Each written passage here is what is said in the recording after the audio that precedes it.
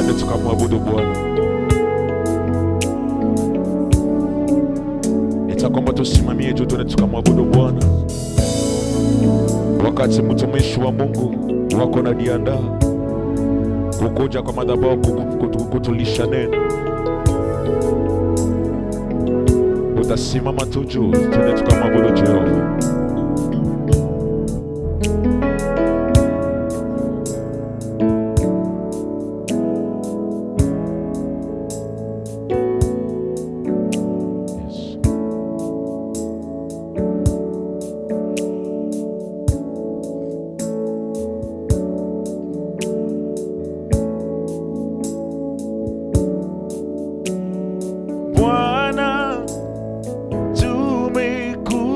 Kwa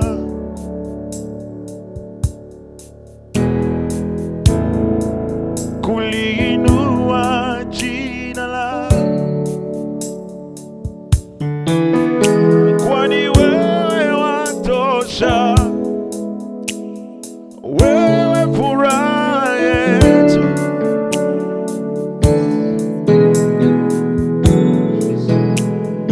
wewe watosha.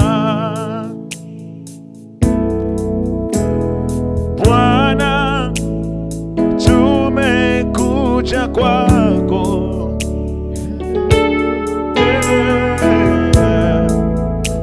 kuliinua jina lako, kwani wewe watosha, wewe furaha yetu, wewe watosha.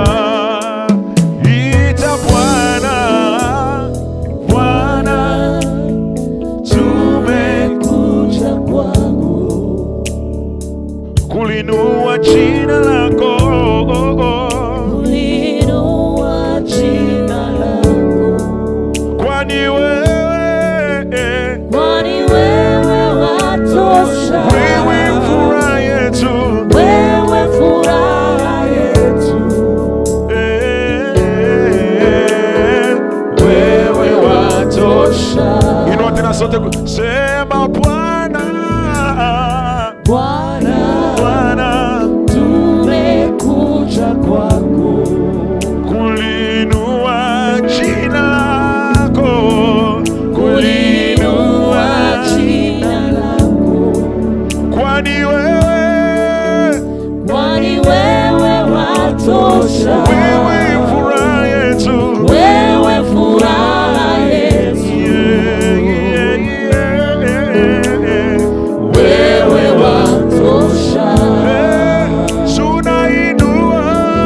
Tunainua mikono yetu tukisema, e Bwana, katuokoa kutoka mautini. Oh Bwana, tunasema e Bwana, tunakiri uwezo wako, wewe Bwana, wewe watosha. Sema tunainua mikono yetu Bwana, tukisema, e Bwana, katuokoa kutoka mautini. Bwana wangu, tunasema e Bwana, tunakiri uwezo wako,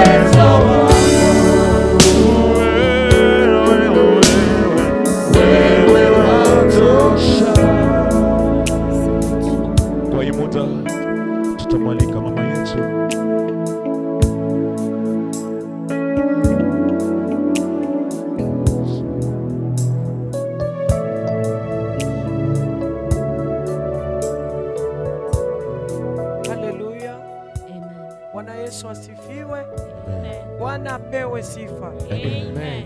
Siku ya leo ni siku ya maombi. Mimi vile ninavyojua, mtu akisema anaenda kwa maombi, hata hali yake iko tofauti. Amen. Akili yako inapasha kubadilika, mawazo yako inapasha kubadilika, maana unajua kwamba ninaenda kuomba. Ibada iko mara tatu. Kuna kwenda kusifu, kuna ibada ya kwenda kuabudu, na ibada ya kawaida kama sana.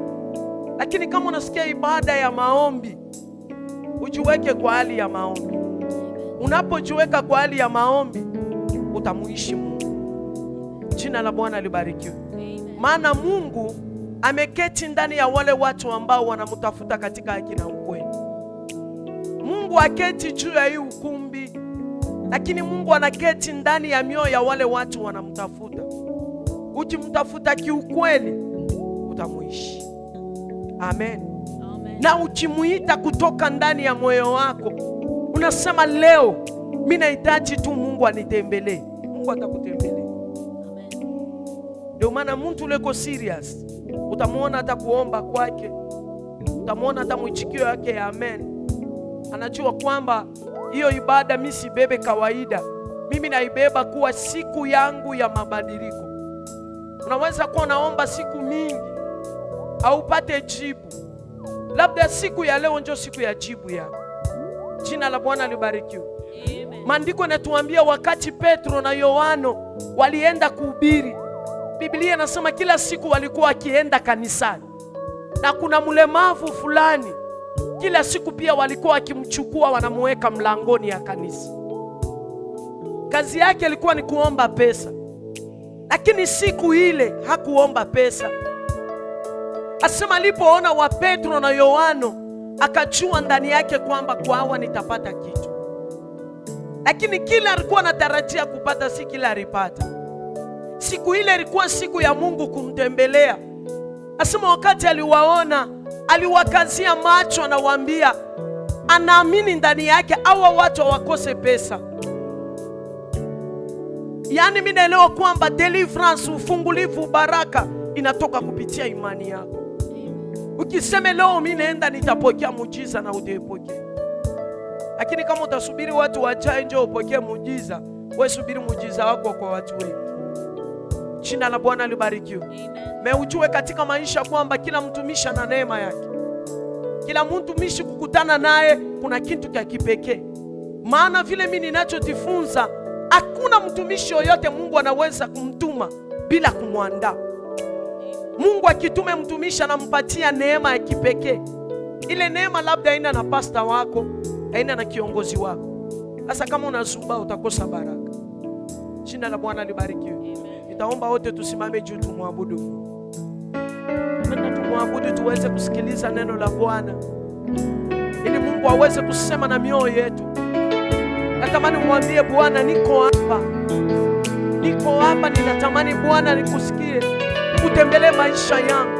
Labda siku ya leo ndio siku ya muujiza. Labda siku ya leo ndio siku ya neema.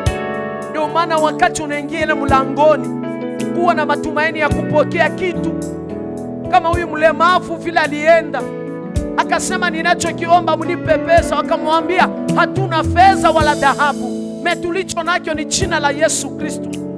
Na hiyo jina la Yesu liweza kumponya. Basi acha jioni ya leo Yesu aponye nafsi yako. Yesu aponye moyo wako. Labda unaumia kwa muda mrefu. Labda kuna kitu unakiombea kila siku unaenda kanisani. Acha siku ya leo ikuwe siku ya tofauti. Acha siku ya leo kuwe siku ya mabadiliko. Acha neema ya leo Mungu apitie pako. Kama vile alipita kwa watu wengine atapita kwako. Kama vile siku ile aliweza kupita katika kisima cha Betsaida. Leo mwambie Mungu, Betsaida yangu ni leo. Natamani hata mimi upite kwangu. Watu walikuwa wanasubiri malaika achemshe maji, lakini siku ile haikuwa malaika, ilikuwa ni Yesu Kristo.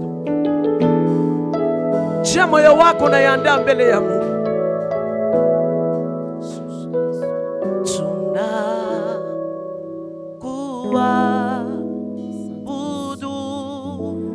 Yesu,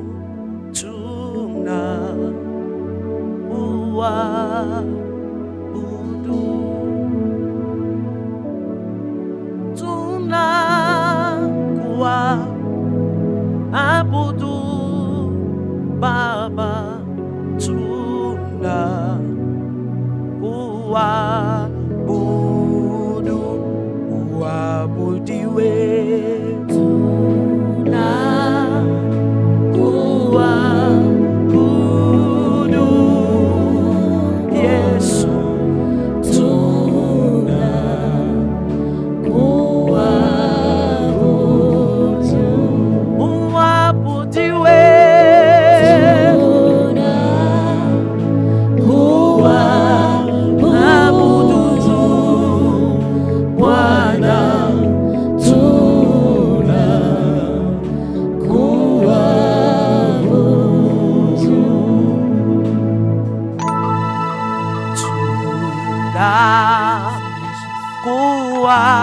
kuabudu Yesu, tuna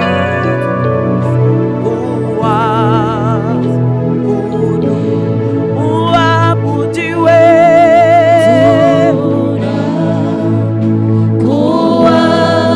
kuabudu Yesu,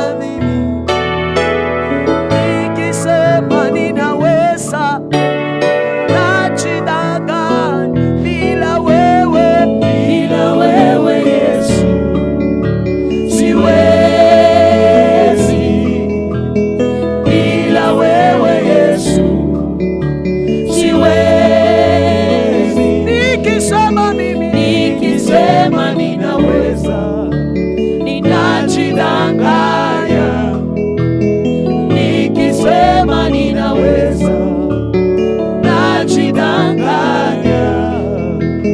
Bila uwezo wako sitaweza kusema neno, bila upako yako sitaweza kuhubiri. Nikisema ninaweza, najidanganya. Nikisema ninaweza, mimi najidanganya. Kwa nguvu zangu na akili zangu sitaweza kusimama kwako.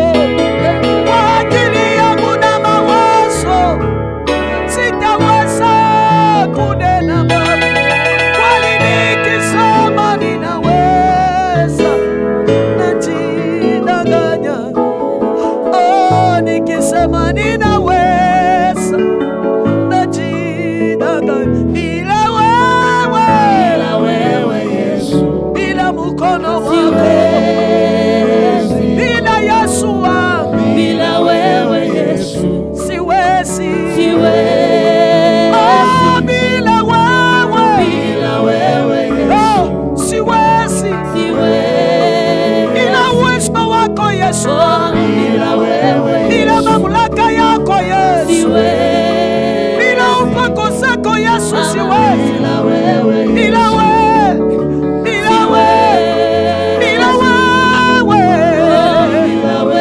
Bila nguvu zako Masia, tena kumani atoka yani Papa wala, bila wewe nikisema ninaweza, najidanganya. Nikisema ninaweza, najidanganya. Nikisema ninaweza, najidanganya. Nikisema taweza, najidanganya. Nikisema taponya, najidanganya. Nikisema taponya, najidanganya. Baba usinipite Baba, unikuzeko Yesu. Yesu wangu unikuzeko, Yesu wangu ni mameko, Yesu wangu minakusi. Nikisema Baba, nikisema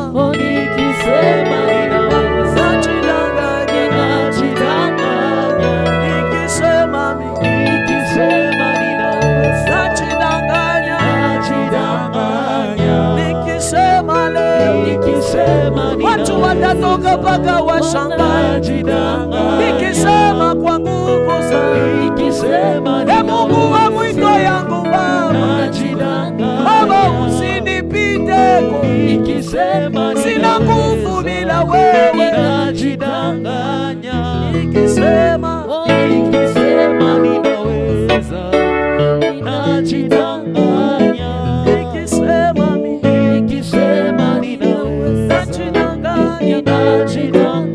mwambie Yesu, ninakuabudu jioni ya leo, maana kuna muujiza maisha yangu. Ninaamini jioni ya leo Bwana utanipita.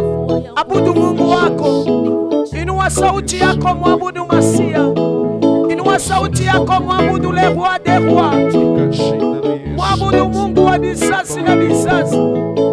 Mwabudu Yesu, tukuze katika wema na fadhili zako. Mwabudu Yesu, mwambie ni wewe Bwana unastahili. Wewe wastahili sifa na heshima na utukufu. Wewe unastahili Bwana. Wewe ni mwema sana. Wewe ni Mungu wa maajabu, Mungu wa kuoperate, Mungu wa kupasula miamba. Yesu, ninakuabudu na kutukuza. Najua Bwana utaniacha.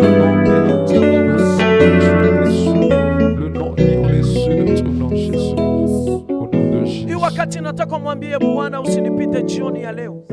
Sema na maisha yangu, nataka neno ya leo iwe maisha yangu. Baba unifunze niweze kukusikiliza. Baba, ninatamani unihudumie, na pia ombea mtumishi wa Mungu anapopanda mali hapa. Mwambie Bwana aweze kumwezesha, Bwana aweze kuwa nguvu zake, Bwana mpatie uwezo wa kuweza tena kutumika tofauti. Naomba kanisa nzima tuombe katika jina la Baba. Tuombe. Mungu wa majeshi na Mungu wa ishara, asante Baba, wewe uishie mahali pa juu, unastahili Baba heshima na utukufu. Nikuelekee Mwenyezi Mungu. Baba, ninakuhitaji Mungu wa neema. Naomba rehema machoni pako Bwana, achilia utukufu na enzi yako Bwana, kucha utawale siku ya leo. Omba, mwambie Yesu, nitembelee, nitembelee yako Bwana, unisaidie Mungu wa Israeli.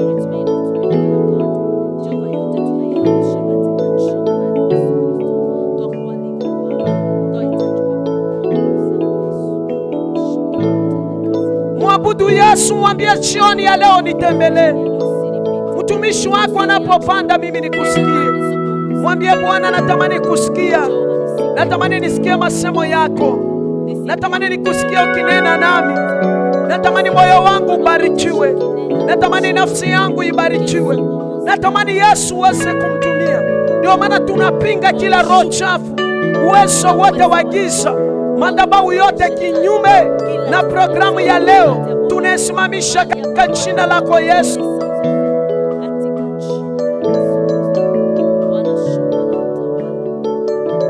Katika jina lako Yesu tunaomba tukisema amen. Tunaomba tukisema amen. Nani mkubaridi sana, nani mmekula sana, mmeshiba kwa mshinda kuitika amen. Bwana asifiwe. Nani kuna baridi au useme amen. Bwana asifiwe. Amen. Haleluya. Amen. Bwana Yesu asifiwe. Amen. Hii hata kama ni mimi kuhubiri nitachoka. Amen. Ongeza kwa hatua, sema kwa amen kama mtu alikula ameshiba. Sema kwa hatua, upandishe kiwango, useme amen mpaka bachawi basikie kwamba ya leo kumeharibika. Amen. Haleluya. Mpaka waseme leo mambo imechange. Si ndio mama Meja? Tunabacha kiporo, tunabaki kiporo cha leo. Haleluya. Amen. Bwana Yesu apewe sifa. Amen. Nataka kusikia makofi ya watu wa Mungu. Piga makofi kama mtu anabarikiwa.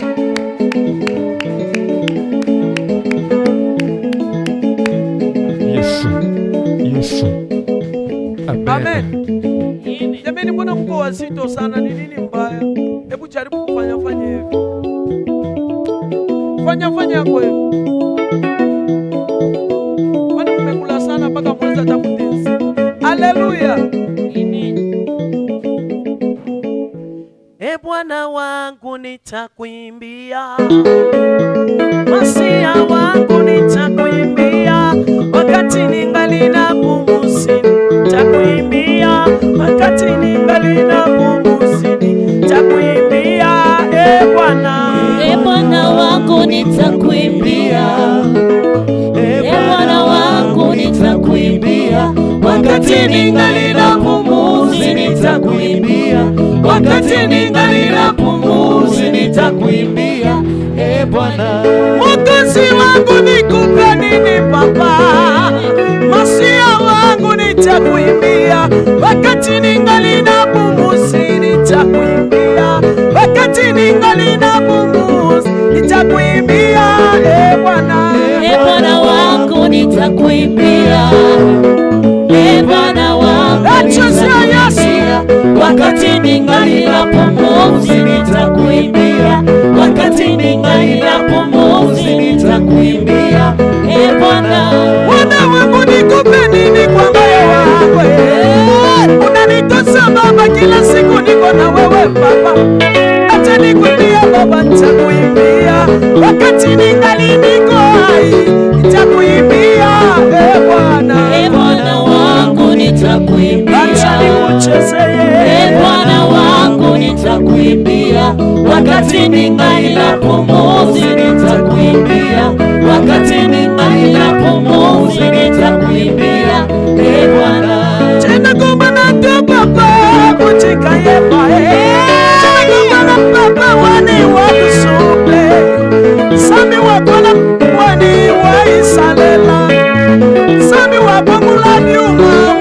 Salele.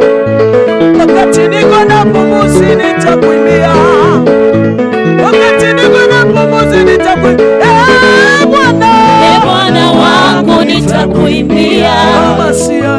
Bwana wangu nitakuimbia. Wakati ningali na pumuzi nitakuimbia. Wakati ningali na pumuzi nitakuimbia. Masia malingo yo malingo masia malingo yo malingo na Yesu. Masia malingo yo malingo masia malingo yo malingo na Yesu. Masia malingo ele kibango malingo masia malingo yo malingo na Yesu. Masia malingo yo malingo masia malingo yo malingo na Yesu. Ye sabango leti bandiki ye sabango ye koti ye sabango baba baba la ye sabango basa yanga yanga ye koti ye sabango achusa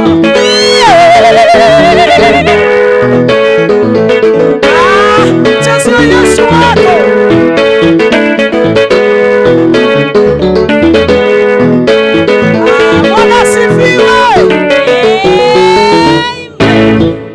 na frase mimi nilikosa sana acha nicheza, hakuna kucheza.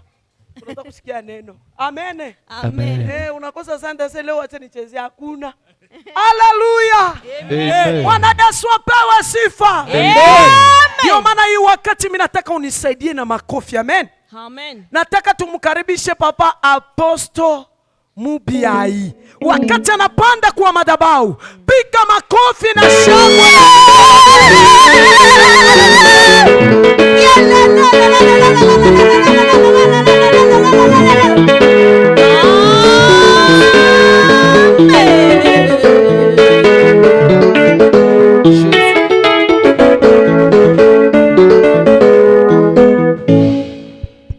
Alléluia. Amen. Gloire au Seigneur. Utukufu kwa Bwana. Ah, c'est merveilleux. Ni ajabu sana. Nous venons de passer un bon moment d'adoration et de louange. Tumepitiza muda mzuri ya maabudu na sifa. Que Dieu soit loué, que Dieu te bénisse. Na Mungu akubariki na atukuzwe. Jésus-Christ est merveilleux. Yesu ni mwema sana. Le roi de gloire est merveilleux. Yeye mfalme wa utukufu ni mwenye neema sana. L'incomparable est merveilleux. Alinganishwe. Est-ce que quelqu'un peut l'acclamer très fort? Unaweza kumpikia makofi, unaweza kumpikia Yesu makofi. Seigneur, nous te disons merci pour ce moment merveilleux.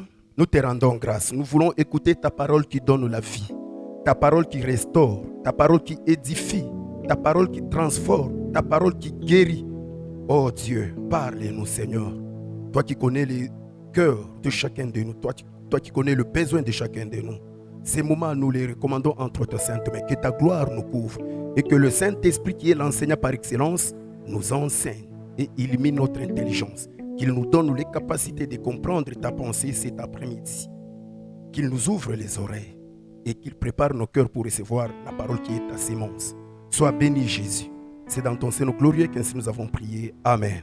Amen. Amen. Amen. Nous rendons grâce à Dieu pour cet après-midi. Tunamshukuru Bwana kwa ajili ya jioni ya leo. C'est un grand privilège d'être dans sa présence. Ni kibali tena kizuri sana kwa kujipata katika Il y a uwepo beaucoup de gens wake. qui ne comprennent pas Kuna wengi ambao hawaelewi le pourquoi d'être dans la présence de Dieu. kwa nini kuwa katika uwepo wa Je comprends pourquoi David avait dit un jour Naelewa kwa nini Daudi alisema siku que moja j'ai toujours été dans la joie quand on me dit allons à la maison de l'Éternel. ya kwamba kila ninapoambiwa niende katika nyumba ya Bwana najihisi niko na furaha. La Bible dit Biblia inasema heureux l'homme que tu choisis heri mwenye mtu ambaye et que tu anachagua admets en ta présence. na ambaye unamleta katika uwepo Et ce wako. soir, je suis en train de te dire Na jioni ya leo niko nakwambia que tu es heureux, tu Oui. es heureuse. we uko mwenye heri Parce que Dieu t'a choisi kwa sababu Mungu amekuchagua d'être dans sa présence ce soir. kukuleta katika uwepo wake Et comme jioni tu ya es leo. dans sa présence, Na vile uko katika uwepo et tu ne wake peux pas retourner tel que tu es venu. hautarudi nyumbani vile ulivyokuja Parce mahali que hapa. Jésus a dit, Maana Yesu alisema personne ne peut venir à moi hakuna hakuna atakaye kuja et kwangu retourner tel que l'œuf na venait. arudi vile vile Moi, je alivyokuja. crois en sa présence. Na en mimi ce- naamini katika uwepo wake leo. Tu sais pourquoi je crois en sa présence? Unajua kwa nini mimi naaminia uwepo Tu wake? sais pourquoi je crois que Jésus est là? Unajua kwa nini naaminia kwamba Yesu Parce yupo? qu'il a dit, Kwa sababu alisema, lui a dit, yeye là alisema, où il y a deux mahali kunapo ou wawili trois ama watatu à mon nom, katika jina moi lake, je suis là. yeye ni mmoja En katikati Seigneur, yao. nous nous sommes réunis au nom de Jésus-Christ. Mahali hapa tumekusanyika kwa ajili ya jina ya Nous sommes Yesu. plus que deux Tuko zaidi ya et nous wawili sommes plus que na trois. tuko zaidi ya Comme watatu. nous nous sommes réunis en son nom, Kama vile tumekusanyika kwa ajili ya jina moi je lake, crois qu'il est là. mimi naamini ya kwamba C'est yupo pourquoi mahali je vais hapa. l'acclamer. Ndio maana nitampikia makofi. Acclame sa présence. Umpikie tu makofi, piga tu Merci makofi. Jésus. Asante Yesu. Merci pour ta présence, Seigneur. Asante kwa uwepo wako Bwana. Gloire au Seigneur. Et je ne manquerai pas de dire merci Na à Maman sitakosa Astrid et à son mari qui est absent, mais qui Kusema- va nous rejoindre quelques temps après. sitakosa kuwashukuru Mama Astrid pamoja na mume wake ambaye najua atatufuata baadaye. Maman, merci pour m'avoir accordé la grâce de parler au peuple de Dieu. Mama, asante kwa kunipatia neema na kibali ninene na taifa ya Bwana. Mais bien aimé dans le Seigneur, Wapendwa katika Bwana, même moi j'ai toujours été très jaloux avec la chair que Dieu m'a donnée. hata mimi mnavyoniona huwa nakuwaka na wivu sana na madhabahu ambayo La Mungu chair. alinipa. Madhabahu C'est un lieu où on peut donner la mort, ni où on mahali peut donner la vie. ambapo kifo kinaweza kikatokea ama uhai. Et si quelqu'un t'accorde, te donne la chair que Dieu lui a donnée, Na kama mtu anakupea madhabahu ambayo Mungu alimpea, c'est-à-dire il a confiance en toi que tu vas donner la vie inamaanisha kwamba anatumaini ndani mwako kwamba utaleta à uhai travers la parole de Dieu qui donne la vie. kupitia neno la Mungu ambayo inaleta uhai. Encore une fois, maman, merci. Tena anasema mama, asante. Gloire au Seigneur. Utukufu kwa Bwana. Est-ce que vous pouvez vous asseoir? Unaweza mkaketi. J'aime que toute l'église participe. Napenda kanisa wote tuhusike. C'est pourquoi lorsque je vais donner le verset, tu vas lire. Ndio maana wakati ambao nitaleta mistari tutasoma. Pendant ces 3 jours, nous allons parler sur ce thème, comprendre les temps prophétiques et l'espace prophétique pour vivre sa bénédiction. Hizi siku tatu tutaongelea kuhusu kuelewa muda ya nabii na eneo ya kinabii kwa ajili ya kuishi mapenzi ya Mungu. Alléluia. Amen. Comprendre les temps prophétiques Kuelewa muda ya unabii, et l'espace prophétique eneo ya kinabii pour vivre sa bénédiction. kwa ajili ya kuishi baraka ya Mungu. Mais bien aimés dans le Seigneur, nous avons tiré l'idée de notre thème dans Genèse chapitre 12 versets 1 à 7. Wapendwa, tutasoma katika kitabu cha Genesis 12:1, Genèse chapitre 12 Genesis 12 versets 1 à 7. kuanzia mstari wa kwanza S'il y a mpaka quelqu'un qui wa a la saba. Bible, il peut nous aider à la lecture. Wanaweza wakatusomea. Les fidèles, et ça c'est merveilleux, je vois ici presque vous tous vous avez des Bibles et il y a d'autres qui Naona écrivent. wote hapa wako na Biblia na kuna wale ambao wanaandika. Oui, on peut se mettre debout pour honorer la Tutasoma. parole de Tunaweza Dieu. tukasimama kwa ajili ya kuheshimisha neno. Lorsqu'on fait la Tunasoma. lecture, toi aussi tu suis dans ta Bible. Tukisoma pia wewe unafuata katika Biblia yako. Tutasoma katika kitabu cha Mwanzo 12 mstari wa kwanza mpaka 7. Amen. Bwana akamwambia Abraham, toka wewe katika nchi yako na jamaa zako na nyumba ya baba yako, uende mpaka nchi nitakayokuonyesha, nami nitakufanya wewe kuwa taifa kubwa na kukubariki na kulikuza jina lako, nawe uwe baraka. 3, nami nitakubariki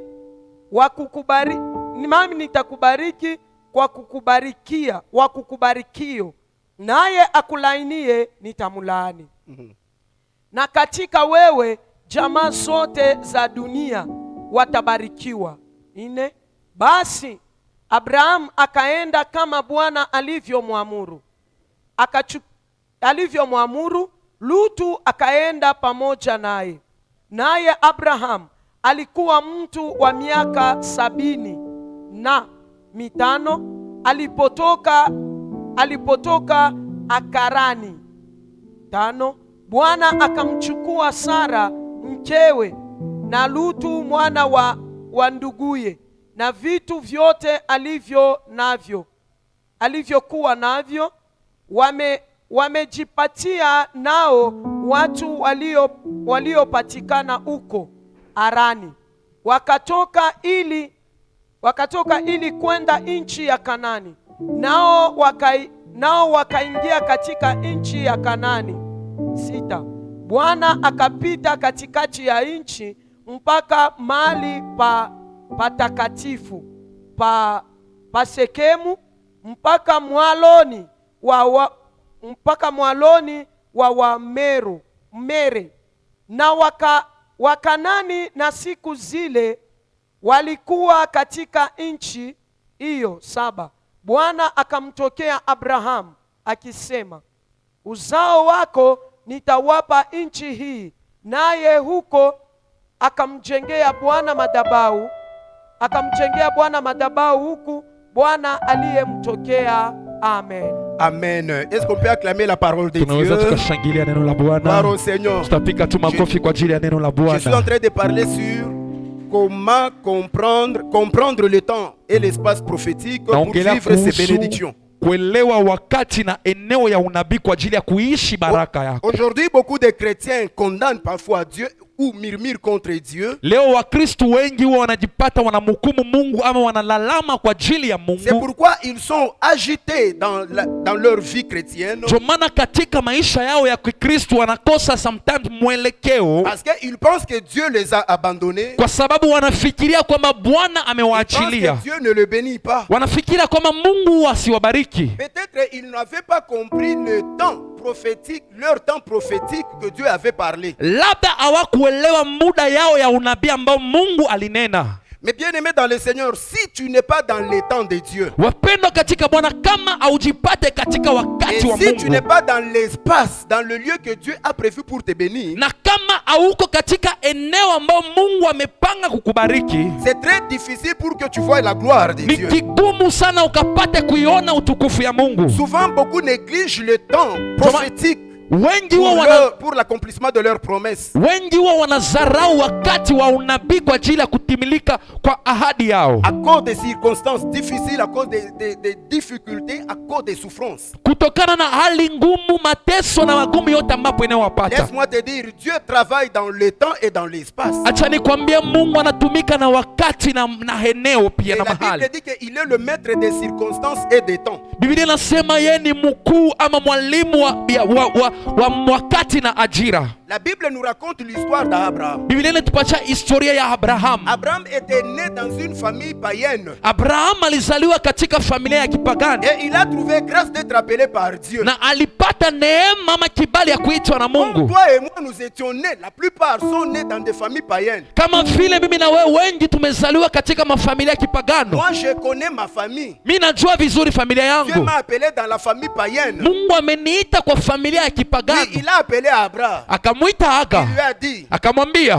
quitte ton pays, toka katika nchi ta yako, patrie, toka katika eneo yako, la maison de ton père. nyumba ya baba yako, Va dans le pays que je te montrerai. enda katika nchi ambayo nitakao C'est kuonyesha. là que je ferai de toi une grande nation. Mahali hapo ndio nitakufanya kuwa taifa kubwa. Mais à l'époque où Dieu appelle Abraham, Abraham a fait 75 ans. Lakini wakati huyo Mungu alikuwa anamuita Abraham, Abraham alikuwa na miaka Et 75 Sarah avait déjà dépassé l'âge de ménopause parce qu'elle avait 65 ans. na Sara alikuwa tayari ameshavuka mwaka ya kupata uzito, Mais écoutez, Dieu lui dit, na Mungu je akamwambia, ferai de toi une grande nation. asema nitakufanya wewe kuwa taifa kubwa, C'est-à-dire que je ferai de toi un père de multitudes. yaani kwamba nitakufanya kuwa baba ya vizazi. Laisse-moi te dire, Acha nikwambie, Dieu est fidèle. Mungu ni mwaminifu. Il n'est pas un homme pour mentir, ni un fils d'un homme pour se repentir. Yeye si mwanadamu ili akapate kudanganya, ama mtoto wa mwanadamu ili akapate kubadilika. S'il te dit quelque chose, Akikwambia kitu, il finira par l'accomplir. mwisho yake lazima Peu ataitimiza, importe le temps que cela peut prendre. hata kama ikichukua muda urefu Peu gani, importe les circonstances dans lesquelles tu peux te retrouver. hata kama ikiwa tatizo yote ambayo unaweza ukajipata hapo. Toi aussi, tu as quitté le pays Wewe pia ulitoka katika qui nchi, est l'image du monde païen. nchi ambayo ni picha ya hiyo ulimwengu ya Tu as wapagano, quitté ta patrie ukatoka katika nchi qui est yako l'image de l'amour du monde. ile ambayo inaonyesha upendo ya La dunia. Bible dit que n'aimez point le monde ni les choses qui sont dans le monde. Biblia inasema tusipende ulimwengu wala vitu ambavyo viko ndani ya ulimwengu. Tu as quitté la maison de ton père. Ukatoka katika nyumba ya baba yako. Alléluia. Amen. Lorsque nous étions des païens, le diable était notre père, lui qui est le père des mensonges. Wakati tulikuwa wapagano, shetani alikuwa baba yetu, yeye ambaye ni baba ya uongo. Alors comme tu as quitté ton père qui est le diable, tu as donné ta vie à Jésus-Christ. Sasa vile uliacha baba yako ambao ni shetani ukampea Yesu maisha yako. Laisse-moi te dire, la promesse de Dieu est sur toi comme elle a été sur Abraham. Acha nikwambie ahadi ya Mungu iko juu yako kama vile ilikuwa juu ya Abraham. Dieu a dit à Abraham, je te bénirai. Mungu akamwambia Abraham, nitakubariki. Je rendrai ton nom grand. Nitafanya jina lako kuwa Lorsque kuu. Dieu appelle quelqu'un, Wakati Mungu anaita mtu, l'appel est attaché à la promesse de Dieu. yani mkono tayari imeshaambatana na ile ahadi ya Mungu. Comme Dieu t'a appelé, Kama vile Mungu peu alikuita, importe la position dans laquelle tu te trouves. hata kama unajipata katika position ya aina gani, Pour me faire comprendre, je vais dire que comme tu es chrétien, chrétienne, kwa kuelewesha vizuri, hata kama vile ulivyo Mkristo, comme tu es chrétien, chrétienne, kama vile wewe ni Mkristo, la promesse de Dieu est sur toi. ahadi ya Mungu iko juu yako. Cette promesse s'accomplira. Hiyo ahadi Les itatimilika. faits seulement de quitter le monde païen. Kutoka tu kwako katika Le fait ulimwengu ya de quitter le wapagano, péché kutoka tu katika et maisha ya de dhambi donner sa vie à Jésus-Christ. na kumpea Yesu maisha yako, Bien-aimé, tu es béni. mpendo, tayari Mais umeshabarikiwa. quand est-ce que cela se matérialisera? Lakini ni muda mgani ambao hiyo baraka Ça, itaonekana? c'est le problème du temps de Dieu. Hiyo sasa ni mambo ya wakati wa Si Mungu. toi, en tant que chrétien, tu ne comprends pas cela, Kama wewe kama Mkristo auelewe hiyo, tu seras un chrétien qui est en train de patauger par-ci, par-là. utakuwa Mkristo ambao uko na umbaumba kushoto kulia. C'est pourquoi nous voyons aujourd'hui dans nos églises Ndio maana siku hizi tunaona makanisani les kwetu chrétiens qui courent par-ci, par-là pour chercher le miracle. Wakristo wanatangatanga kushoto kulia kutafuta miujiza. Tantôt ils sont ici, Leo utaona wako tantôt huku, ils sont là. kesho utaona wako La kule. plupart tombent dans le pied du diable, dans le pied des faux serviteurs de Dieu. Wengi hata wanaanguka kwenye mitego ya shetani, mu mikono ya watumishi wa uongo. Pourquoi?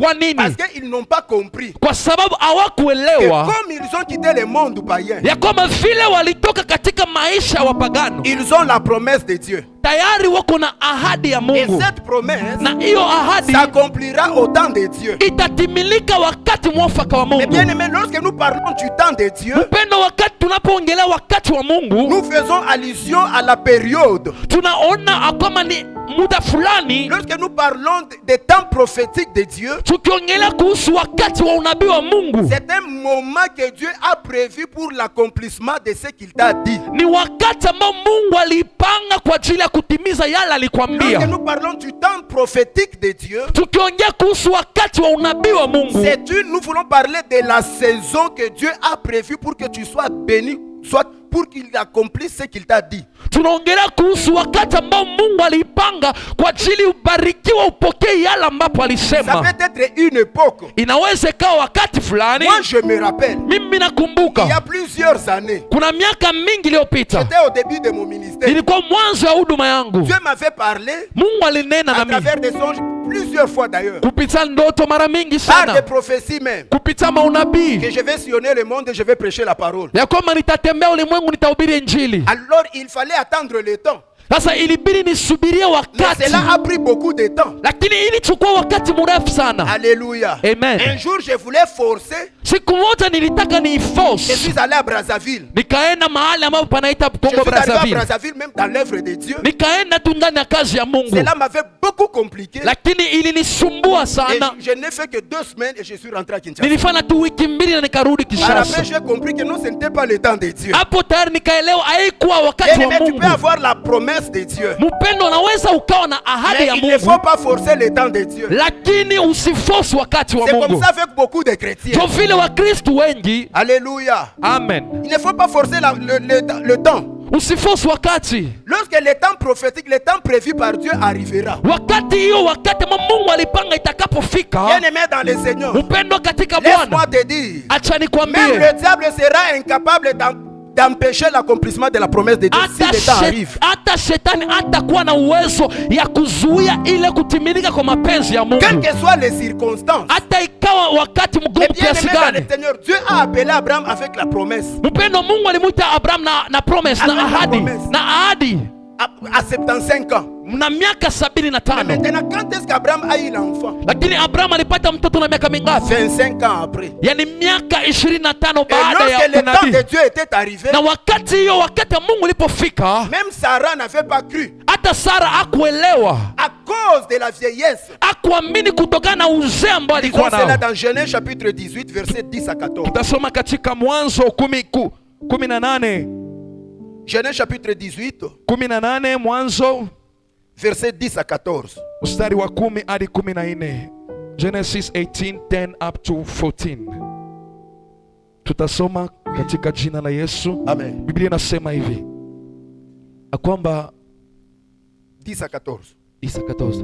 Biblia inasema mmoja wao akasema, hakika nitarudia wakati kama huyu mwakani, na mkeo Sara atakuwa na mtoto wa kiume. Sara alikuwa huko nyuma mlangoni mwa hema akasikiliza. Abrahamu na Sara walikuwa wakongwe, naye Sara mambo ya kawaida ya wanawake yalikuwa yamekoma kitambo. Kwa hiyo Sara alicheka kimoyomoyo akisema, mimi ni mzee na mume wangu ali kadhalika. Je, nikiwa mzee hivi nitaweza kufurahi na kupata mtoto? Hapo Mwenyezi Mungu akamuuliza Abrahamu, kwa nini Sara amecheka na kujiuliza kama kweli itawezekana apate mtoto akiwa mzee? Je, kuna jambo lolote lisilowezekana kwa Mwenyezi Mungu? Yes. Nitakurudia wakati ulipopangwa wakati kama huyu mwakani, na Sara atakuwa na mtoto wa kiume. Alléluia. Amen. Tu nous lis le chapitre 21, verset 1 à 2. Tunasoma Toujours Genèse chapitre 21, verset 1 à 2. 21:1-2, 21 mstari wa kwanza na wa pili. Biblia inasema hivi: Mwenyezi Mungu alimkumbuka Sara akamtendea kama alivyoahidi. Basi Abraham akiwa mzee, Sara akapata mimba akamzalia mtoto wa kiume wakati ule Mungu alioutaja. Au temps fixé par Dieu. Sa wakati ule Mungu alioutaja. Alléluia. Amen. Ma soeur, mon frère, le temps que Dieu lui-même a prévu. Dada yangu, ndugu yangu, wakati ambao Mungu mwenyewe amepanga. Le temps prophétique de Dieu. Wakati wa unabii wa Mungu. La saison prophétique de Dieu. Hiyo wakati, muda ama season prophetic ya Mungu. L'époque prophétique de Dieu. Hiyo muda ya unabii ya Mungu. La période prophétique de Dieu. Muda ya unabii wa Mungu. Lorsque ce temps-là arrive. Wakati hiyo muda inapofika. Peu importe le nombre de tes ennemis.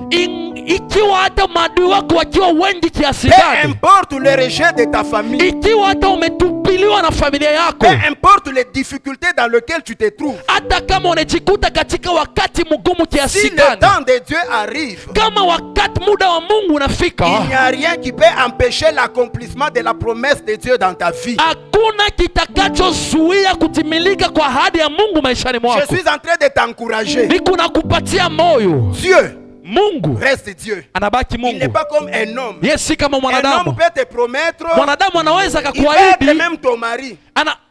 Il peut anaweza être, akawa hata mume wako, il peut être ta femme. anaweza akawa mke Il peut wako, être ton père ou ta mère. anaweza akawa mzazi Il wako, peut être même le président de la République. anaweza akawa hata rais wa nchi, Il peut te promettre. anaweza akakupea Peu ahadi, importe tout ce qu'il a. ingawa yote ile ambapo Mais en anayo, tant qu'un être humain, lakini yeye kama mwanadamu il peut rater d'accomplir ce qu'il t'a promis. inaweza ikatokea akose kutimiza yale Mais je alikuahidi. connais un homme Lakini ninajua qui mtu s'appelle mmoja Jésus-Christ. ambaye jina lake ni Yesu Comme tu as Kristo. quitté le monde Kama vile wewe umeacha à ulimwengu cause de lui, kutokana na yeye tout Mungu, ce qu'il t'a promis, yote ile ambapo alikupea kama peut-être dans une ahadi, vision, inawezekana ni kupitia peut-être par vision, la prophétie, inawezekana ni kupitia peut-être par unabii, les songes, labda kwa peut-être ndoto, par la parole de Dieu. labda kupitia neno la Toutes les Mungu. promesses des chrétiens se trouvent dans la parole de Dieu. Ahadi ya Wakristo yote iko ndani ya Je Biblia. vais te dire que toutes tes promesses se trouvent dans la parole de Dieu. Ninakwambia kwamba ahadi yako yote iko ndani ya Ça Biblia, finira par s'accomplir. lazima itatimilika Autant que Dieu lui-même a fixé. muda ambao Mungu mwenyewe ameshaipanga Pour ton mariage, kwa ajili ajili ya ndoa yako. C'est une promesse. Ni ahadi. La parole de Dieu dit, Biblia inasema l'homme kwamba quittera son père et sa mère mwanaume ataacha baba et yake na s'attachera à mama sa yake femme, na atambatana na les deux mke deviendront wake, une seule chair. na wao wawili watakuwa mwili Cette mmoja. promesse s'accomplira au temps de Dieu. Hiyo ahadi itatimilika wakati wa Quel Mungu. que soit tout ce qu'on a déclaré sur ta vie par les sorciers de ta Ingawa famille. yote ile wachawi wa familia yako walisema juu ya maisha yako, Lorsque le temps était arrivé, wakati muda itakapofika, Dieu qui est le maître des circonstances et des temps, Mungu ambaye ni mkuu wa ajira na wakati lui-même est venu mwenyewe à akakuja travers les 3 anges. kupitia wa malaika watatu. Ils avaient une mission d'aller détruire Sodome et Gomorrhe. Walikuwa na mission ya kwenda kuharibu Sodoma na Mais Gomora, ils sont passés par Abraham. lakini wakapitia Ils kwa sont nyumba ya passés par la Abrahamu, maison d'Abraham. wakapitia kwa nyumba ya Abrahamu. Abraham avait les yeux spirituels. Abrahamu alikuwa na macho ya Bien kiroho. aimé, laisse-moi te dire, Mpendo, hata nikwambie, lorsque le temps de Dieu arrive, wakati muda wa Mungu Dieu a inafika, toujours donné les opportunités. Mungu huwa analeta ile opportunity. Lorsque nous parlons des opportunités, Wakati tunaongelea ce opportunities, sont des occasions que Dieu donne. yani ni hiyo ambayo Mungu analeta. Malheureusement, beaucoup de chrétiens sont aveuglés, Lakini ole sana Wakristo wenye ni vipofu, sont dans le sommeil spirituel. wako katika usingizi ya kiroho. C'est pourquoi ils ne comprennent pas les opportunités que Dieu donne. Ndio maana hawaelewe hizo ma opportunities Mungu analeta. Abraham était là, Abraham alikuwa sous hapo, un arbre, alikuwa chini ya en mti train de regarder. ameketi Sarah akiangalia. était là, Sara pia dans alikuwa le découragement. alikuwa hapo Parce que ameshakata les années tamaa, sont passées. kwa sababu miaka Ce ilikuwa que Dieu imeenda. avait dit n'est pas arrivé. Ile Mungu alikuwa amesema Je ne sais pas haikufika. si Abraham aussi était découragé. Sijue kama Abraham pia alikuwa amekata Mais tamaa, néanmoins, la Bible dit, lakini Biblia inasema lorsqu'il a regardé de loin, wakati alipoona il kwa a vu 3 mbali, personnes. akaona watu watatu. Abraham, avec les yeux spirituels, Abraham na macho ya il kiroho a compris que akaelewa, ces hommes, akasema hao ce n'est pas watu n'importe qui. si watu wa Ils kawaida. ont traversé toutes les maisons. Wakapita manyumba Ils sont passés yote, par chez moi. wakapita nyumbani Donc je kwangu, dois profiter de cette opportunité. lazima pia nichukua hiyo nafasi. Abraham a couru Abraham au akakimbia devant de ces hommes. mbele ya hao Il watu, s'est agenouillé akapiga pour magoti, leur dire, ne akawaomba, passez pas comme ça par chez msipite moi. vile Je mnavyopita vais nyumbani vous kwangu, approcher. na waomba Venez. karibuni, Venez. La Bible karibuni. dit, il les a lavé le pied Biblia inasema et aliwaosha il a miguu ordonné aux serviteurs. na akaambia wafanyakazi De préparer wake à manger. watengeneze chakula. Et lorsque les 3 hommes ont mangé, Na wakati hao watu watatu il a walipokula, posé la question, akawauliza swali, où est Sarah ta femme? wakamuuliza Abraham, mke wako ako wapi? Sarah était là derrière le rideau. Sara alikuwa hapo nyuma ya Alors on pazia. a dit à Abraham, Wakamwambia Abraham, au temps fixé, wakati imepangwa l'année prochaine, mwakani, Sarah ta femme Sara mke wako aura un fils. atakuwa na mtoto wa Sarah kiume. écoutait. Sara alikuwa Dans le anasikia découragement, wakati alikuwa comme ameshakata beaucoup de tamaa. chrétiens qui sont ici, Wakristo wengi wako tu es dans hapa, le découragement. uko Tu umeshakata es prêt tamaa, même d'abandonner la foi. uko tayari Tu hata es prêt kuacha même de imani, changer l'église. hata unataka Tu es prêt même kubadilisha d'aller kanisa. chercher si c'est qui. Unapanga hata sijui ukatafute kama ni Tu nani es là à la sijui. télévision, tu écoutes, ah ici il y a la grande église, ici il y a quelqu'un ici. Uko hapo kwa TV Tu es unaangalia prêt d'aller. hapa kuna kanisa Laisse-moi kubwa, te unapanga dire. kwenda. Acha nikwambie, Dieu Mungu a déjà fixé un temps pour te bénir. ameshapanga muda ya kukubariki. Et c'est mieux d'être là où Dieu t'a placé Bora ujipate mahali Mungu pour amekuweka attendre l'accomplissement de sa promesse. ili usubirie utimiliko ya ahadi Le yake. problème, Shida ni hii, pour comprendre les temps prophétiques, kuelewa hiyo muda ya il unabii, faut avoir l'intelligence spirituelle. inabidi uwe na akili ya kiroho. Pour avoir l'intelligence Na spirituelle, kuwa na akili ya il faut kiroho, développer la vie d'intimité avec le Saint-Esprit. lazima iwe na maisha ya uketo ndani C'est na le Roho Saint-Esprit qui Mtakatifu. va t'ouvrir les yeux Roho Mtakatifu ndio atakufungua macho pour voir ce que les autres ne voient pas. ili uone yale wengine waone. C'est le Saint-Esprit qui va t'ouvrir les yeux Roho Mtakatifu ndio atakufungua pour voir macho ce que les autres ne voient pas. ili uone yale wengine Mais moi, je waone. ne crois pas que c'était seulement la seule maison d'Abraham. Sidhani tu hapo kulikuwa tu ni nyumba ya Abraham Dans pekee. ce village, je peux dire, Hiyo kijiji naweza il y avait nikasema beaucoup de maisons. inawezekana kulikuwa na manyumba Lorsque les mengi. anges passaient, Wakati malaika walikuwa les gens le wakipita, regardaient, watu waliwaona mais ne voyaient rien. lakini hawakuona Lorsque chochote. les anges passaient, Wakati malaika les walikuwa gens le wanapita, regardaient, watu walikuwa ne wanawaona voyaient rien. lakini hawakuona Mais lorsque chochote. Abraham a regardé, Lakini wakati Abrahamu avec les yeux alitazama spirituels, na macho ya il a kiroho, compris que akaelewa, ces gens-ci akasema ne hao sont pas watu n'importe si qui. watu wa J'ai kawaida. pris que le Saint-Esprit Naomba Roho Mtakatifu ouvre les yeux spirituels afungua macho pour yako que ya tu kiroho. commences à voir, Ili upate non kuona. pas comme tout le monde. Usione kama watu J'ai wote. pris Naomba que le Saint-Esprit Roho Mtakatifu renouvelle ton intelligence aende akafungue pour que tena tu akili yako, comprennes ili ce que uelewe les autres ne comprennent yale pas. wengine waelewe. J'ai pris Naomba Que le Saint-Esprit te donne l'intelligence de comprendre les choses de Dieu, de comprendre le temps de Dieu, de comprendre ce que Dieu a déjà prévu. Sarah était dans le découragement. Il a ri avec mépris. Akacheka na madharau. C'est maintenant même. Akasema sasa wakati kama huu. C'est maintenant. Wakati huu. C'est maintenant même. Asema ni wakati kama huu.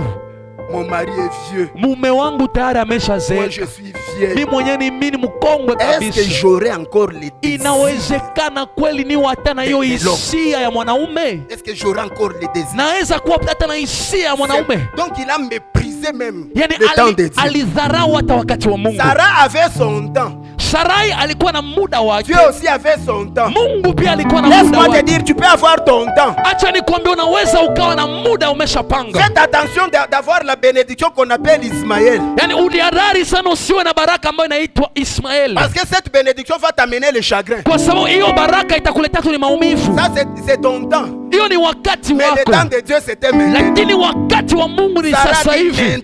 Sara anasema sasa muda kama huu naweza kuwa na hisia ya mwanaume. Mon mari est vieux. Mume wangu ameshazeeka. Moi je suis vieille. Mimi mwenyewe nimezeeka. Naweza kuwa na hisia.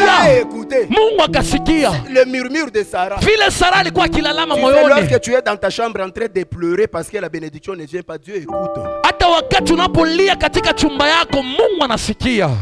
Lorsque tu es en train de murmurer à cause de ce que tu es en train de vivre, Dieu a toujours écouté. Wakati kuna lalama kwa yale ambapo unaishi, Mungu yuko anakusikia. Dieu a écouté, il pose la question à Abraham. Pourquoi Sarah rit? Mungu akasikia kamuuliza Abraham, kwa nini mke wako amecheka? Est-ce qu'il y a quelque chose d'impossible devant moi? Hivi kuna jambo lolote lisilowezekana mbele ya Mungu? L'année prochaine.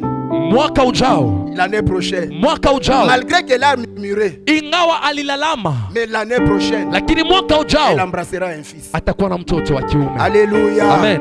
Je te rassure. Na kuhakikishia, lorsque le temps de Dieu arrive, wakati muda wa Mungu unafika, peu importe ce que tu es en train de vivre, ingawa yale ambapo unayopitia, peu importe les circonstances dans lesquelles tu te trouves, ingawa mahali ambapo unajipata sasa hivi, wakati muda wa Mungu inafika, lorsque son temps sonne, wakati muda wa Mungu inafika, dans le Seigneur, upendo katika Bwana, les gens s'étonneront, watu watashangaa. Lorsque le temps de Dieu arrive, wakati muda wa Mungu ukifika, les gens vont t'acclamer, même ceux qui t'ont rejeté, ils vont commencer à te chercher. Watu watakupigia makofi, hata wale walikukataa watakutafuta. Ils vont te poser des questions, qu'est-ce que tu as fait? Watakuuliza maswali, hivi umefanya nini? La Bible dit, Biblia inasema, lorsque le temps était arrivé, wakati muda ilipofika, lorsque le temps que Dieu avait fixé était arrivé, wakati muda Mungu alipanga kafika, Sarah avait conçu, Sara alipata mtoto, et elle a mis au monde na akazaa l'enfant qu'on appelle Isaac, mtoto amape anaitwa Isaac, au temps de Dieu. Wakati Mungu aliyopanga. Alléluia. Amen. La vieillesse d'Abraham, uzee wa Abraham, la vieillesse de Sarah, kuzeeka kwa n'a Sara pas empêché Dieu d'accomplir ce qu'il avait dit à Abraham. haikuzuia Mungu kutimiza ile ambayo alimwahidi Abraham. La vieillesse de Sarah n'a pas empêché Dieu. Kuzeeka kwa Sara hakukumzuia Mungu. Je suis en train de dire à quelqu'un, niko naambia mtu mmoja mahali hapa, il n'y a rien qui peut empêcher à Dieu d'accomplir ce qu'il t'a promis. Hakuna kitakachomzuiza Mungu kutenda yale alikuahidi. Lorsque son temps arrive, wakati muda wake nafika, lorsque son temps arrive, wakati muda wake toutes unafika, les barrières qu'on a mis devant toi seront éclatées. Hizo vizuizi vyote waliweka mbele yako zitalipuka. Toutes les portes qui sont fermées devant toi vont s'ouvrir. Milango yote ambayo iko mbele yako ilikuwa imefunga itafunguka. Écoutez la parole prophétique qui monte à mon cœur. Sikia neno la nabii ambayo inapanda moyoni mwangu. Tu ne mourras pas. Hautakufa. Tu ne mourras pas. Hautakufa. Malgré le coronavirus. Hata kama corona toi tu ne mourras pas. Malgré que la guerre peut arriver. Hata kama toi tu ne mourras pas. Tant que ce que Dieu t'a promis n'est pas encore arrivé. Kama ile Mungu alikuahidi bado haijafika. Dieu te protégera. Mungu atakulinda. Pour qu'il accomplisse ce qu'il t'a dit. Ili akapate kutimiza ile alikuahidi. C'est à toi de comprendre. Ni wewe ukapate kuelewa. Lorsque le temps arrive. Wakati muda unafika. Tu comprends que ça c'est mon temps. Uelewa sema hii ni muda wangu. Ça c'est ma saison. Hii ni muda wangu. Ça c'est mon temps. Hii ni muda ça wangu. C'est ma période. Wangu.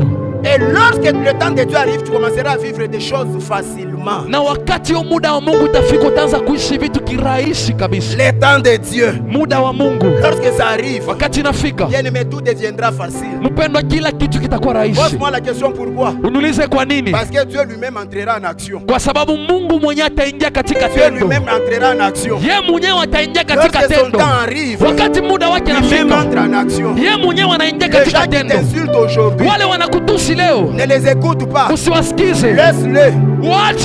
peuvent vous parler tout ce qu'ils peuvent. Wanaweza wakanena yale Je suis en wanataka, train de te dire, lakini mimi nakwambia toi, wewe tu n'es pas ce que les gens disent que toi tu es. hauko kile watu wanasema huko, Mais toi, lakini tu wewe es ce que huko Dieu a dit que tu es. kile Mungu anasema Il a dit à wewe uko. Abraham, Mungu akamwambia je Abraham, ferai de toi une grande nation. nitakufanya kuwa Et taifa bien aimé kubwa. dans le Seigneur, Upenda katika lorsque Dieu Bwana. a dit cela, Wakati Mungu il alisema te hivyo, voit aussi, anakuona toi en pia. tant que chrétien, Wewe kama par la Mkristo, foi en Jésus-Christ, fanya imani tu es kwa la Kristo. descendance d'Abraham. Wewe ni wa kizazi cha Abrahamu. Par la foi en Jésus-Christ, Kupitia imani tu ndani es ya la Yesu, descendance d'Abraham. wewe ni wa kizazi cha Laisse-moi Abrahamu. te dire, Acha nikwambie, lorsqu'Abraham voulait douter, wakati Abrahamu alitaka kusikiza, il a dit à Dieu, akamwambia Mungu, Seigneur, jusque-là tu ne m'as rien donné. Hein. hadi sasa hujanipea chochote. Laisse Eliezer de Damas survivre, l'ancien de mes serviteurs. Acha hiyo jango ya Damasi iache. Eliezer, Eleazar. Acha Eleazar, mmoja wa watumishi wangu. Eliezer était l'ancien de ses serviteurs. Eleazar alikuwa ni mmoja wa wazee wafanyakazi Abraham wake. propose Eliezer auprès de Dieu. Abrahamu akamleta Eleazar mbele ya Dieu lui dit Mungu. non. Mungu akamwambia hapana. Dieu lui dit non. Mungu akamwambia Abraham hapana. vient. Abraham kuja. Est-ce que tu peux compter les sables de la mer? Unaweza ukahesabu hiyo udongo ya baharini? Abraham dit non. Abraham akamwambia mimi C'est comme ça que siwezi. sera ta postérité. Hivyo ndio kizazi chako kitakuwa. Les années passent. Miaka ikapita. Lorsque Abraham a présenté Ismaël, Wakati Abrahamu alimtambulisha Dieu Ismaeli, permet que Ismaël vive, c'est lui l'héritier. akamwambia Mungu, please ruhusu tu Ismaeli aishi kwa sababu yeye ndio mrithi. Est-ce que c'est Sarah qui a mis Ismaël au monde? Hivi ni Sara ndio alimzaa Ismaeli? Oh non. Akasema Moi hapana. je t'ai dit. Akasema mimi nilikwambia L'enfant que Sarah te mettra au monde. mtoto ambaye Sara atakayezaa. Abraham vient. Abraham kuja. C'était vers le soir, la nuit je peux dire. Ilikuwa ni usiku, naweza nikasema. Regarde un peu les cieux. Angalia kwanza juu. Abraham regarde. Abraham akaangalia. Est-ce que tu peux compter les étoiles? Unaweza ukahesabu hizo nyota? Abraham dit non. Abraham akamwambia Ta hapana. postérité Yaani kizazi yako sera comme les étoiles. du itakuwa ciel. kama hiyo manyota ya mbinguni. Alléluia.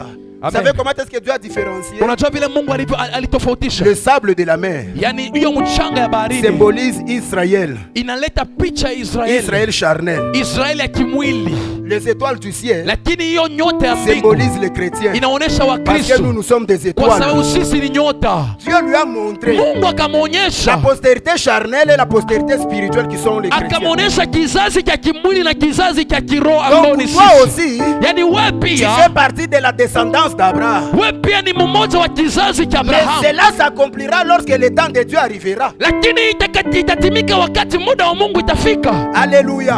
Est-ce que Amen. quelqu'un peut balancer sa main? Kuna mtu anaweza kanyosha mkono Quelqu'un peut yake. acclamer Jésus-Christ. Unaweza kumpigia Yesu makofi. Mais bien aimé dans le Seigneur, Penda katika Bwana. tu peux comprendre lorsque ce temps-là arrive dans ta vie. Unaweza ukaelewa hiyo muda ikifika maishani Il mwako. faut que tu comprennes cela. Lazima uelewe hiyo. Alléluia. Amen. Dans Exode chapitre 3 verset 1 à 12, Katika Kutoka 3:1 hadi 12 vous irez lire à la maison. utaenda kusoma nyumbani.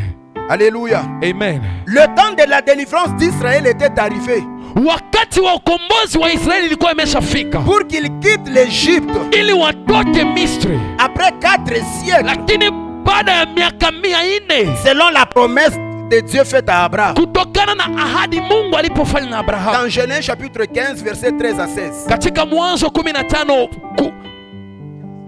Oui, 13 à 15.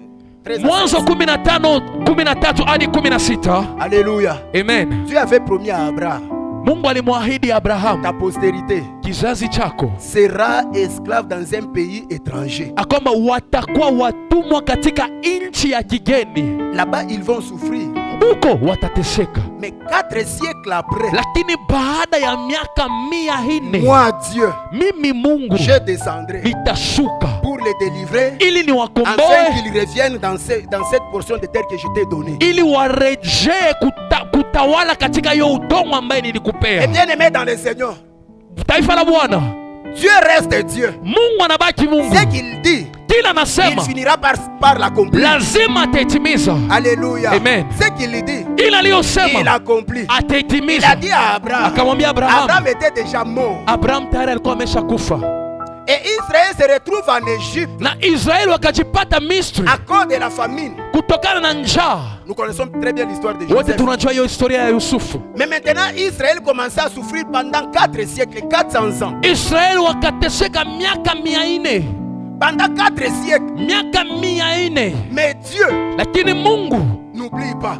huwa asahau. Alléluia. Amen. Dieu n'oublie pas. Mungu Je suis asahau. en train de te dire que Dieu n'a pas oublié. Niko nakwambia Mungu bado hajasahau Ce qu'il t'a dit. kila Toi, tu alichokwambia. peux même oublier. Wewe hata unaweza Mais ukasahau, lui n'oublie pas. lakini Mungu hawezi Il akasahau est kamwe. Dieu. Yeye ni Mungu, Il est Dieu. yeye ni Mungu. 4 siècles après, Baada ya miaka 400 Dieu maintenant Mungu sasa veut descendre akaja pour akashuka délivrer ili Israël. akomboe Israeli, Et il a dit à Moïse, na akamwambia Musa, Alléluia, amen, je suis descendu. nimeshuka. Il a dit tout d'abord, j'ai vu Akasema et nimeona j'ai écouté na nikasikia les cris hiyo kelele que les ennemis font pousser à Israël. ile ambao maadui wanasukuma J'ai Waisraeli vu watoe. La souffrance de mon père. Nimeona mateso ya taifa yangu, J'ai vu la souffrance de mon père. nimeona mateso ya taifa yangu. Mais Moïse qui n'avait pas compris que c'était le temps de Dieu pour faire sortir son père. Lakini Musa ambaye hakuelewa kwamba ilikuwa wakati wa Mungu kutoa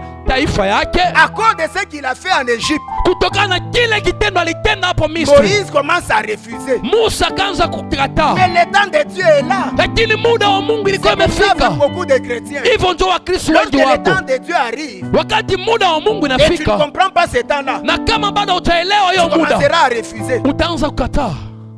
Moïse a refusé. Musa alikataa Je ne kwanza, rentre pas. akasema mi Je ne siendi, retourne pas. mimi sirudi huko. Tu sais pourquoi Moïse refusait? Unajua kwa nini Musa alikuwa Parce anakataa? qu'il connaît les crimes qu'il a fait commis en Égypte. Kwa sababu alijua kwamba kuna kitu ambapo ametenda huko kibaya, Et il connaît la fureur de Pharaon. na anajua hasira ya Et Farao, il sait comment est-ce que Pharaon les cherchait pour les tuer. na anajua jinsi Farao alikuwa anamtafuta ili amuue. Alors lorsque Dieu lui dit, Sasa wakati Mungu rentre alimwambia en Égypte, rudi huko Misri, parce que tu dois, c'est par toi que je vais délivrer mon peuple. kwa sababu ni kupitia wewe nitakomboa taifa yangu. Le temps est arrivé. Muda ikafika, Le temps que j'avais dit à Abraham est muda arrivé. ambaye nilimwambia Abrahamu Moïse imefika. rentre. Musa rudi. Moïse refusait. Musa alikataa. Moïse ne savait pas Musa que hakuelewa les ennemis akoma qui adui pouvaient empêcher l'accomplissement de la promesse de Dieu, Dieu les a déjà tués. wala ambao wangezuia hiyo kutimilika kwa ahadi ya Mungu, Mungu alikuwa Frère, je ameshawanisha te rassure, na kuhakikishia, lorsque le temps arrive, wakati muda wa Mungu tous inafika, ceux qui sont devant toi pour t'empêcher,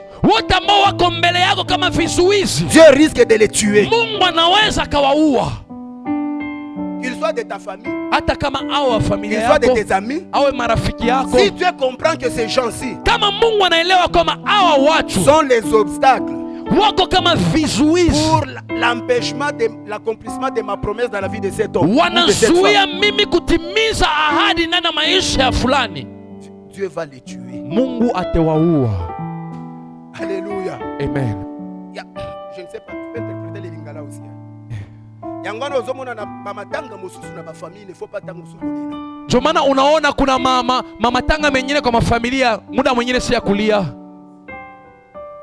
Matanga mosusu. Na Swahili pesa kama matanga. Matanga. Alléluia. Musiba. OK. Je me rappelle, il y a quelqu'un qui voulait me sacrifier Nakumbuka kuna mtu ambaye alikuwa anataka kunitoa kafara dans ses fétiches. kwa uchawi zake, Et Dieu na Mungu l'a tué. alimuua, Parce que Dieu me voyait ici à Nairobi dans cette église en train de prêcher la kwa parole. sababu Mungu alikuwa ameshapanga muda kama nitakuwa katika Nairobi nikihubiri ndani ya hii kanisa. Il l'a tué avant. Mungu akamua kabla Avant qu'il me tue. yeye aniue. Tu ne vas pas mourir. Hautakufa. Tous ceux qui vont faire des pièges pour que toi tu tombes, c'est eux-mêmes qui vont tomber. Wote ambao wataweka mitego ili wao waanguke ni wenyewe watatumbukia katika hiyo Je mitego te yao. rassure. Na kuhakikishia, Lorsque le temps de Dieu arrivera, wakati muda wa Mungu avant itakapofika, que le temps arrive, kabla hiyo muda ifike, Dieu commencera à enlever toutes les Mungu barrières. ataanza kutoa Dieu wizi commencera à enlever tous les ennemis. ataanza kutoa maadui Dieu va wote, commencer à enlever tous les atakuwa ennemis qui sont anawatoa au devant toi. maadui wote ambao wako mbele yako. Lorsqu'il va baliser le chemin, Wakati ambao atatengeneza lorsqu'il va njia, enlever tous les ennemis, wakati atawatoa wote, alors tu vas passer facilement sur ce hapo chemin. utapita katika utaratibu Sur yote ce kwa hiyo chemin-là, tu vas njia. passer facilement Hiyo jusqu'à njia entrer dans ta utapita kwa destinée. utaratibu hadi ufike katika hatima yako. Lorsque le temps arrive, Moïse ne le savait pas. Wakati muda inafika, Musa atakujua. Moïse rentre, Musa rejea, Moïse refuse. Musa Et nakataa. pourtant, le pharaon qui cherchait la mort de Moïse, Dieu l'avait déjà tué. Na huyo mfarao ambaye alikuwa anatafuta kumuua Musa, tayari Mungu alikuwa Dieu ameshamuua. l'avait déjà enlevé. Mungu alikuwa Il y ameshamuondoa. avait un autre pharaon qui avait succédé. Kulikuwa na farao mwingine ambao alichukua hiyo mamlaka. C'est lui qui voulait tuer Moïse. Ule alipangaka kumuua Musa, Dieu l'avait déjà enlevé. Mungu tayari alikuwa Je ameshamuondoa. prie et je déclare Naomba na que tous ceux qui sont nikitangaza, devant toi, wote ambao wako qui mbele t'empêchent yako, d'entrer dans ta destinée, wanaokuzuia kuingia qui katika cherchera hatima yako, à empêcher l'accomplissement de la promesse de Dieu, watakaozuia au kutimilika nom kwa de ahadi ya Mungu Jésus-Christ, katika jina la que Dieu Yesu. les enlève. Mungu Au nom aondoe de Jésus-Christ, katika jina la que Yesu. Dieu les enlève. Mungu aondoe. Je m'en fous. Na S'ils sont de ta sijali famille, kama ni wa s'ils familia sont de yako, ton quartier, kama ni wa mais eneo tant qu'ils unaoishi, se dressent devant toi, lakini tant wakati qu'ils se dressent wanaposimama devant mbele ta yako, vie, wanaposimama qui mbele ya maisha empêche à ce que yako, tu entres dans ta wanazuia bénédiction, usiingie kwa je baraka prie yako. que le Naomba ciel s'ouvre mbingu pour ifunguke les enlever, na iwaondoe, soit par la maladie, hata kupitia soit par ugonjwa, l'accident, hata mais kupitia qu'ils ajali, meurent lakini pour que toi wakufariki tu passes, ili wao pour ukapate que tu kupita, entres dans ta ili bénédiction. uingie katika Je baraka le yako. déclare, Mimi natangaza, Dieu finira par accomplir Mungu en atalitimiza son temps. wakati wake. Que la souffrance d'aujourd'hui Mateso unayoyaona leo ne t'empêche pas isikakuzuie à comprendre les temps prophétiques de Dieu. kuelewa muda ya unabii wa Mungu. Alléluia. Amen. Que les difficultés d'aujourd'hui Hayo mateso magumu ne unayoyaona t'empêchent pas à isikuzuie comprendre que kuelewa Dieu a déjà fixé un temps pour ma bénédiction. ya kwamba Mungu ameshapanga muda muhafaka kwa ajili ya baraka yako. Oui, la durée de ton problème Yes, yani kukawia kwa tatizo peut yako t'empêcher inaweza à ikakuzuia comprendre kuelewa le temps de ta victoire. wakati wa ushindi wako. Alléluia. Amen. La durée de ta situation, Yani ule kukawia kwa hiyo la situation durée de yako, tes difficultés, kukawia kwa hiyo magumu ça peut unayoyaona t'empêcher à comprendre le temps. inaweza ikakuzuia kutokuelewa wakati wa Mungu. C'est comme Israël. Ndio maana kama Tu Israeli, peux lire cela dans Exode chapitre 6 verset 9. tutasoma katika Kutoka 6 mstari wa 9. Exode chapitre 6. Kutoka Verse 9. Exodus 6 verse 9 tunasoma, Biblia inasema hivi: Musa akawaeleza Waisraeli maneno hayo, lakini wao hawakumsikiliza kwa sababu walikuwa wamekufa moyo kutokana na utumwa mkali. Alléluia. Amen. Lorsque Moïse leur parlait, Wakati Musa alikuwa ananena nao, que le Dieu de vos pères, akoma Mungu wa baba le zenu, Dieu de vos pères, Mungu wa baba zenu m'a envoyé amenituma pour vous libérer ili nikapate de cet kuwakomboa esclavagisme. kwa hiyo utumwa. Bien-aimé dans le Seigneur, Mpendwa katika la Bwana, persécution, Biblia inasema mateso, la souffrance. hiyo Parce magumu, que lorsque Moïse allait auprès de Pharaon kwa sababu wakati Musa alikuwa anaenda mbele ya pour Farao lui dire ili que amwambie, Dieu m'a envoyé Mungu amenituma te dire, nikwambie, libère son peuple, achilia taifa libère yake, ses enfants achilia watoto pour aller wake les ili servir. waende wakamtumikie. La souffrance Mateso s'augmentait. yalizidi kuongezeka. Alléluia. Amen. Et cette souffrance qui Na s'augmentait hiyo mateso ilikuwa inaongezeka, empêchait ilikuwa nazuia Israël Israeli de comprendre que ça c'est le temps de Dieu. kuelewa kwamba hii ni muda wa C'est Mungu. pourquoi tu vas remarquer. Ndio maana unaweza Moi j'ai ukaona, écouté beaucoup de fidèles dire ça. nimesikia sana Wakristo wakisema, Ah papa, dadi, lorsque j'étais païen, kama wakati nilikuwa mpagani la vie était quand même bien. maisha ilikuwa afadhali, Mais depuis que je me suis converti, lakini toka nimeokoka, hey, même le pain là que j'ai gagné, hata kamkate kale ambao nilikuwa napata ya kukula tu kwa siku sioni. j'ai écouté beaucoup de chrétiens dire, Nimesikia Wakristo wengi wakisema ah, hivyo, vous avez dit qu'auprès de Jésus il y a ceci, il y a oh, cela. munasema kwa Kristo kuna hiki kuna hiki kuna Mais hiki, depuis que je me suis converti, lakini toka nilivyookoka, depuis que j'ai pris, toka naomba, et surtout les païens qui sont là, ils disent, vous qui priez, na wale qu'est-ce wa que vous avez? kwanza kama wapagano wako wananiambia kwamba niye ambao mnaomba mko na nini? qu'est-ce que vous avez? Nini ambao munayo? Vous êtes en train de souffrir plus que même nous. Munateseka hata kutuzidi Et sisi. toi, lorsque tu regardes ça, Na wewe ambao ukiona hali kama hiyo dans tes prières, ndani ya maombi yako, oh Dieu, unaomba Mungu, ah, lorsque j'étais païen, j'étais quand même bien. wakati nilikuwa bado sijaokoka nilikuwa Et depuis que j'ai afadhali, donné ma vie à toi, lakini toka nilivyokupea maisha ça yangu, devient très dur. yani amekuwa mabaya zaidi. Ah, papa, moi je vais abandonner la foi. Papa, mimi nitaachana na C'est imani. pourquoi vous allez remarquer même les chrétiens qui étaient zélés au début. Ndio maana utaona hata Wakristo wale walikuwa na bidii mwanzoni, Ils étaient très zélés au début. alikuwa na hiyo bidii hapo mwanzo, Ils commencent à fuir même les cultes. lakini anaanza kukimbia hata Il était là maibada. chaque mercredi, chaque vendredi, chaque dimanche. Kila Jumatano, kila Alhamisi, kila Ijumaa Dans alikuwa des hapo, veillées kila de prière, il était là. hata kwa katika kesho alikuwepo, Dans des jeûnes et prières, il était là. Dans tous katika les programmes maombi de ya l'église. kufunga nini, kila kitu alikuwa. Mais lui pensait que lorsqu'il est en train de faire ça, Sasa yeye alifikiria kwamba wakati anafanya hivyo, directement il aura ce que Dieu lui a dit. hapo tayari atapata kile Mungu alimwahidi, Mais il faut que les années passent. lakini inabidi miaka Mais ipite, ce que Dieu a dit kile Mungu n'est pas alisema venu. Et akijafika la souffrance devient très dure. na mateso yanazidi kuongezeka.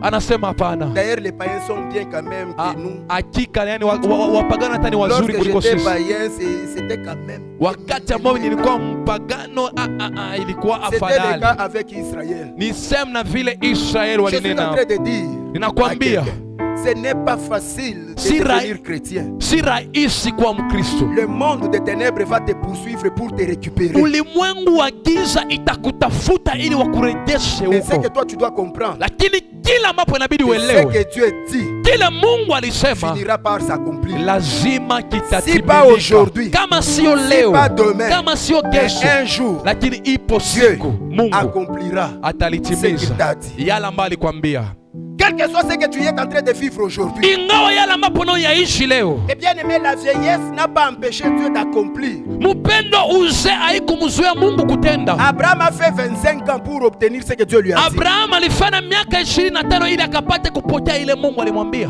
Sarah aussi a fait 25 ans. Sara pia alifanya miaka Mais 25. toi, depuis que tu t'es converti, tu as fait combien d'années? Lakini wewe toka uliokoka, hesabu umefanya miaka mingapi? Des souffrances. Miaka mingapi ya Abraham mateso? lui a fait 25 ans. Abraham alifanya miaka Abraham qui 25. parlait avec Dieu face à face. Abraham ambaye alikuwa ananena hivi ana kwa ana Qui na Mungu. écoutait Dieu. Alikuwa anamsikia Mungu. Mais lui a fait 25 ans. Lakini akafanya miaka 25. Bien aimé dans le Seigneur. Mpendwa katika Bwana, La Bible dit, Biblia inasema Dieu Mungu fait toutes choses bonnes anafanya kila kitu chema en son temps. wakati wake. Alléluia. Amen.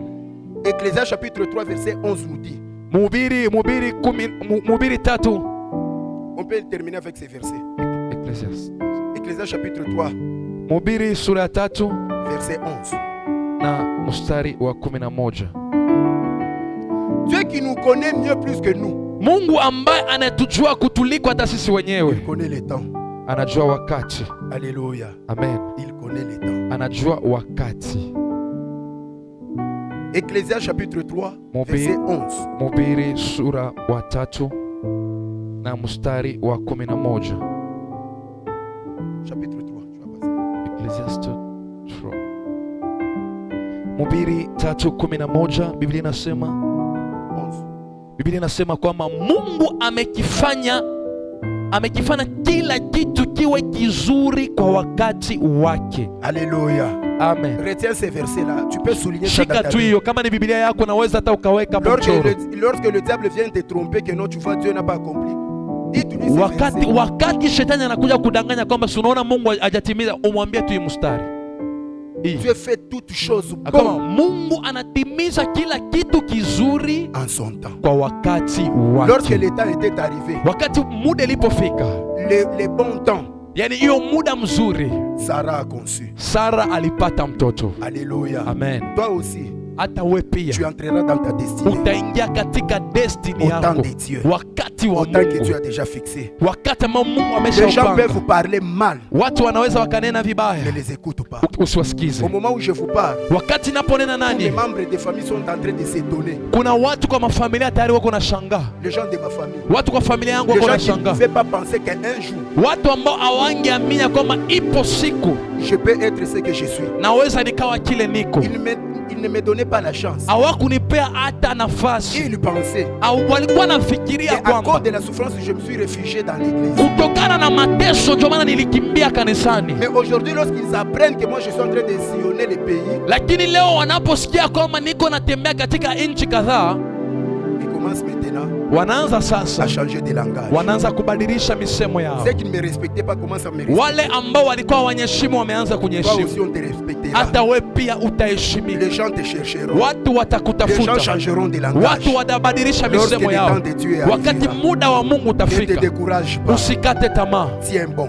shika moyo. Dieu Mungu n'est pas un homme sio mwanadamu pour mentir, ili adanganye, ni un fils d'un homme ama mtoto wa pour mwanadamu se repentir. ili La abadilike. Bible dit, Biblia ce inasema qu'il le dit, kila anasema il finira par l'accomplir. atakitimiza. Que Dieu vous bénisse. Mungu awabariki. On se met debout Tutasimama juu et nous allons prier. na tutaomba. Gloire à Dieu. Tukufu kwa Bwana. Tu étais prêt à décourager. Ulikuwa tayari umeshakata tamaa. Peut-être tu venais à l'église pour venir. Labda ulikuwa nakuja tu kanisani tu ili Mais waone tu kwamba intérieurement, ulikuja, lakini ndani ya moyo Tu t'es posé beaucoup de questions sur ta vie. ulikuwa unajiuliza maswali mengi juu ya maisha yako. Dieu te connaît. Mungu anakujua. La première des choses, Kitu cha kwanza, rends grâce à Dieu pour sa parole.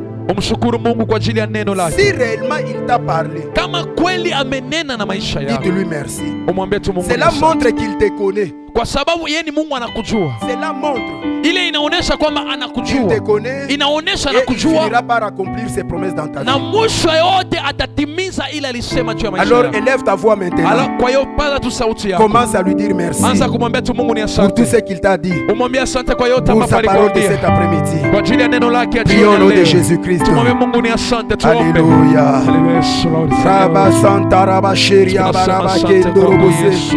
Jésus, merci. Tunasema asante kwako Oh le Bwana. roi, merci pour ta parole. Tunasema asante kwako Merci Mungu pour Yesu. m'avoir encore une fois Tunasema fortifié. asante kwako Merci kimbilio pour letu. m'avoir encore une Tunasema fois asante encouragé à kwako travers la Bwana parole wa de cet Bwana. après-midi. Tunasema asante Oh, kwako que ton Mungu seul Yesu. Seigneur soit élevé, le Yesu, roi des tunalibariki gloires. jina lako Que Bwana. ton seul Seigneur soit loué, Jésus-Christ de Yesu Nazareth. Kristo. Que ton seul Seigneur soit élevé, toi qui règnes au siècle des siècles. Asante kwa hii neno. Que ton seul Seigneur soit loué, Yesu, Alpha et Oméga.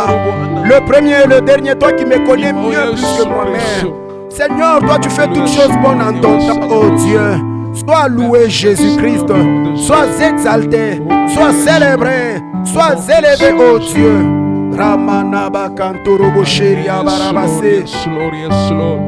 Rimanaba Santa Rabasha. Mungu wa Dat uwezo. Korabaraba Sante Rebeshe. Bwana mwenye nguvu. Ria Korobo Sante Rabashe. Katika jina Dat Kenamanaba Yesu Santa. Kristo. Oh Jésus. Tukuza Yesu Kristo. Oh Jésus, merci. Yesu tasema asante. Shagat Korobo Senda Rabashe. Yes, Lord.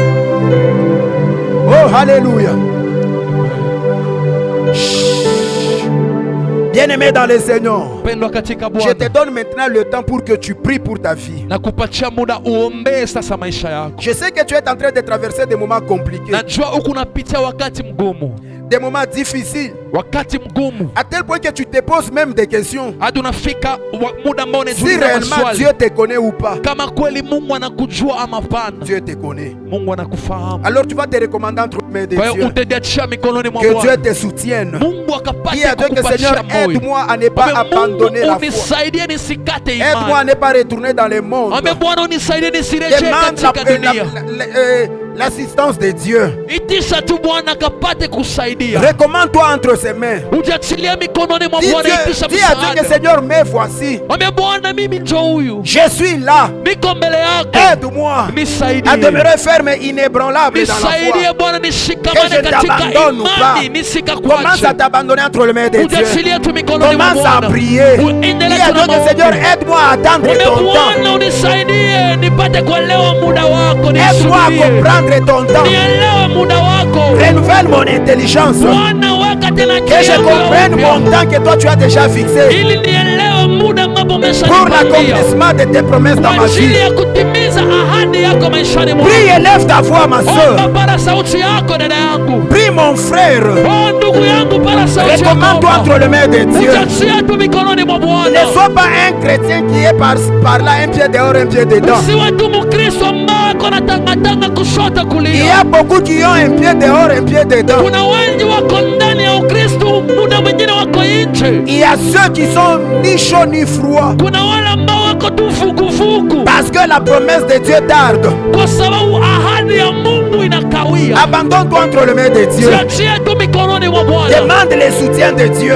Ambia tu muone unisaidie. Prie au nom de Jésus-Christ. Omba katika jina la Élève ta Yesu. voix. Paza sauti Prie yako. comme si tu n'as jamais prié. Omba vile hujawahi omba. Recommande-toi entre les mains de Dieu. Jiachie mikononi mwa Bwana. Robo Sandaraba Sheria. Ikeremene Besento Robosha. Dat Karabaraba Kantarabashin. Jésus. Ekeremene Bekento Roboshoria Manabasanda. Oh, alléluia. Mais voici devant ton trône, ô grand roi. Mais voici devant ton trône, El Shaddai. Toi qui n'es pas un homme pour mentir, ni un fils d'un homme pour se repentir. Ce que tu dis finit toujours par arriver. Je m'abandonne entre tes mains, Seigneur. Aide-moi à demeurer ferme, ô Éternel. Je m'abandonne entre tes saintes mains, Alpha Omega. Soutiens-moi que je ne retourne pas dans le monde. Soutiens-moi que je n'abandonne pas. Ambia Bwana kusaidia usikate tamaa. Shikorobo Sandarabashi Telebese. Raya Korobo Sandarabashi.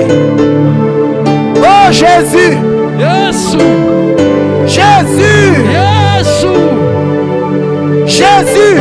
Yesu. Shariamana Bakorobo Santorabashi. Rekeremene Bekentarabashanda. Oh Saikat Kanamana Bakantorobo Shondarabasa.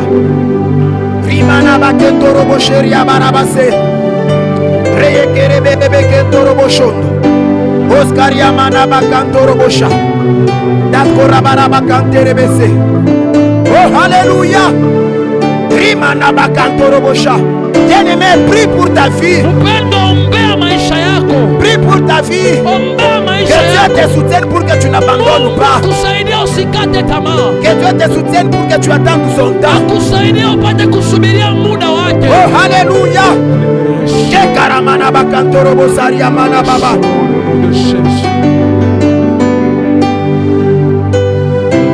Dat kena mana basandorobo she.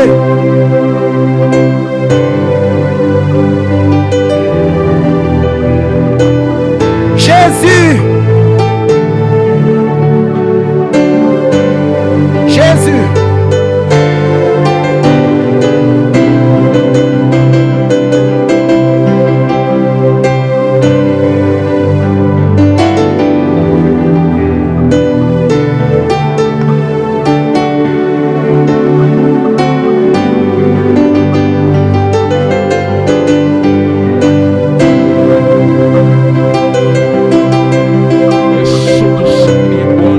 Sheket kerebesendo robosharia barabasanda.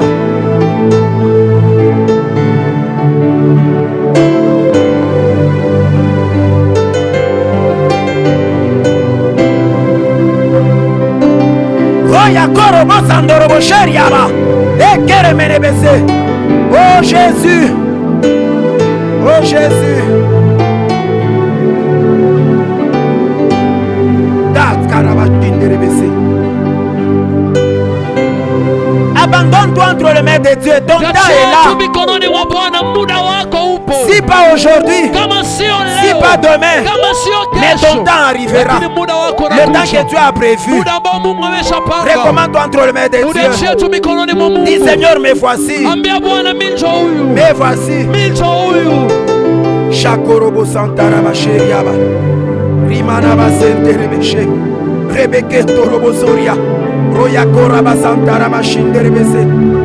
Riamanaba Sandaraba Shandorobose. Rebeke Taraba Saria Barabasanda. Dat Korabaraba Sentorobo Shoria. Shoria Manaba Kenterebese Riamanababa. Itoroborobo Santaraba Kunterebesha. Seigneur, que je ne n'abandonne pas, oh Dieu. Même si je ne voyais rien, Shaddai, Ramanaba Santorobo Shoria, que je ne recule pas, Alpha Omega, Riamanaba Sentaraba Shinderebese, Dot Karabaraba Santorobo Shoria Mana, Rimanaba Santorobo Shoria Manabaste, Remenebe Kentaraba Saria.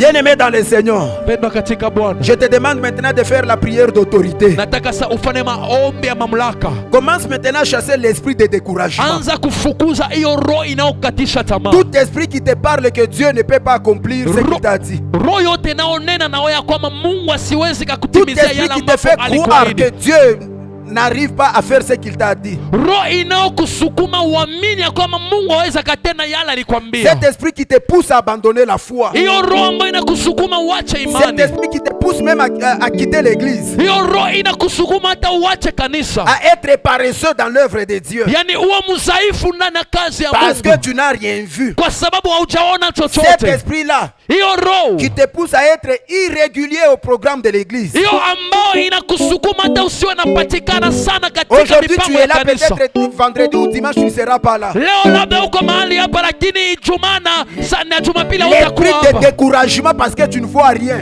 Hiyo roho ambayo inaokatisha tamaa kwa sababu hauoni Commence chochote. maintenant à les chasser. Anza kuifukuza Par sasa. rapport à ce que Dieu t'a parlé, tu as maintenant de l'espoir. Kutokana ile Mungu ambaye amenena tayari uko na L'esprit qui moyo te pousse sasa. à aller chez les magiciens, chez les Kusukuma uende occultistes, kwa wachawi hao magician pour aller chercher des solutions là-bas. ili utafute jibu huko. Parce que pour Dieu ça traîne. Kwa sababu ya Mungu inachelewa. Il y a des gens qui viennent te proposer pour aller voir les féticheurs. Kuna watu wanakuja kuambia kwamba twende tutafute wachawi. J'ai écouté les chrétiens me dire que papa Yanzambe umelaka. Nimesikia Wakristo wakisema baba ya Mungu huwa inachelewa. Yanzambe zo umela. Ya Mungu huwa inachelewa. Na kepa ya tiko tako. Mimi naenda kule mambo yanafanyika hivi mara moja. Ya tiko tako. Hiyo inafanyika kama mara Chasse moja. cet esprit. Fukuza hiyo C'est roho. un esprit démoniaque Hiyo ni roho ya mapepo. qui t'empêche d'entrer dans un jour dans ta Inakuzuia destinée. usiingie ndani ya Au destiny. nom de Jésus, Katika jina chasse la cet Yesu. esprit de Fukuza découragement. hiyo roho. Fukuza hiyo Au roho. nom de Jésus, Fukuza katika chasse jina cet la Yesu. esprit de découragement. Fukuza hiyo roho katika tamaa.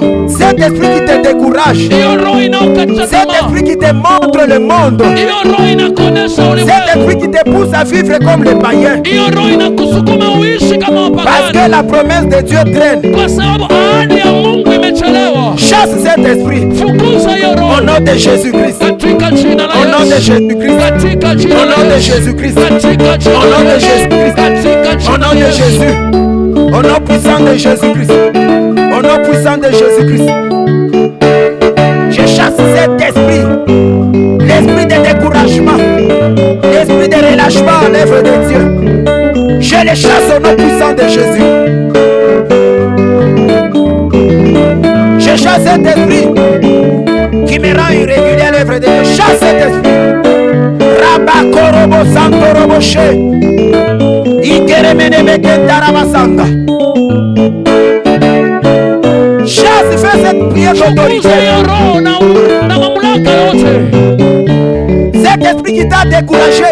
Hiyo roho ilikukatisha tamaa. C'est pourquoi tu commences à vivre comme un païen. Ndio maana unaanza kuishi kama mpagani. Parce que la promesse de Dieu traîne. Kwa sababu ahadi ya Mungu Tu inachelewa. commences à faire ce que les païens font. Unaanza kufanya yale wapagani wanafanya. Répands-toi et chasse cet esprit. Tubu na fukuza hiyo roho. Répands-toi et chasse cet esprit Tubu na fukuza hiyo roho. qui te pousse à vivre comme les Yeye païens. anakusukuma uishi kama Parce que la wapagani. promesse de Dieu Kwa traîne. sababu ahadi ya Mungu imechelewa. Au nom de Jésus. Katika jina la Au Yesu. nom de Jésus. Katika jina Au la nom de Yesu. Jésus-Christ. Katika jina la Au Yesu. nom de Jésus. Katika jina la Yesu. Rabakorobo Kanterebeshe.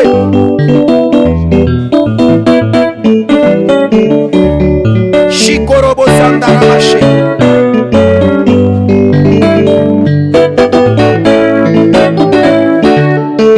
Oh, Alléluia.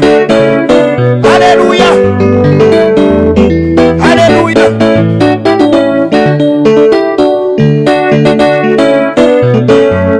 Robo Karabakanterebese.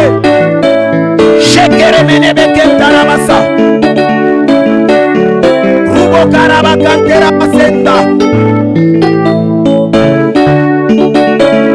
Même dans le ministère, il y a un esprit de découragement. Hata katika huduma kuna hiyo roho ya kukatisha tamaa. Ce que Dieu t'a montré, ce que Dieu t'a dit n'est pas encore arrivé. Ile Mungu alikwambia na kuonesha bado haijafika. Il y a des fois l'esprit de découragement arrive. Kuna muda mwingine ile roho ya kukatisha tamaa Surtout lorsqu'on inakuja. voit l'œuvre de Dieu n'avance pas. Sana sana kama unaona mambo haisonge mbele. On se pose même des questions. Unajiuliza hata maswali. Chasse cet esprit de découragement. Fukuza hiyo roho ya kukatisha tamaa. Sharia barabaka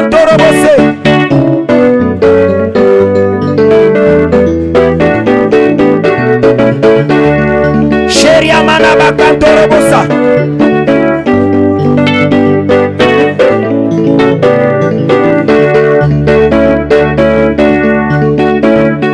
Au nom de Jésus-Christ, dans le nom puissant de Jésus, je renverse tout esprit qui ne confesse pas la Seigneurie de Christ, qui amène le découragement dans les enfants de Dieu. Parce que la promesse de Dieu tarde, parce que ça traîne. Chez Korobosa.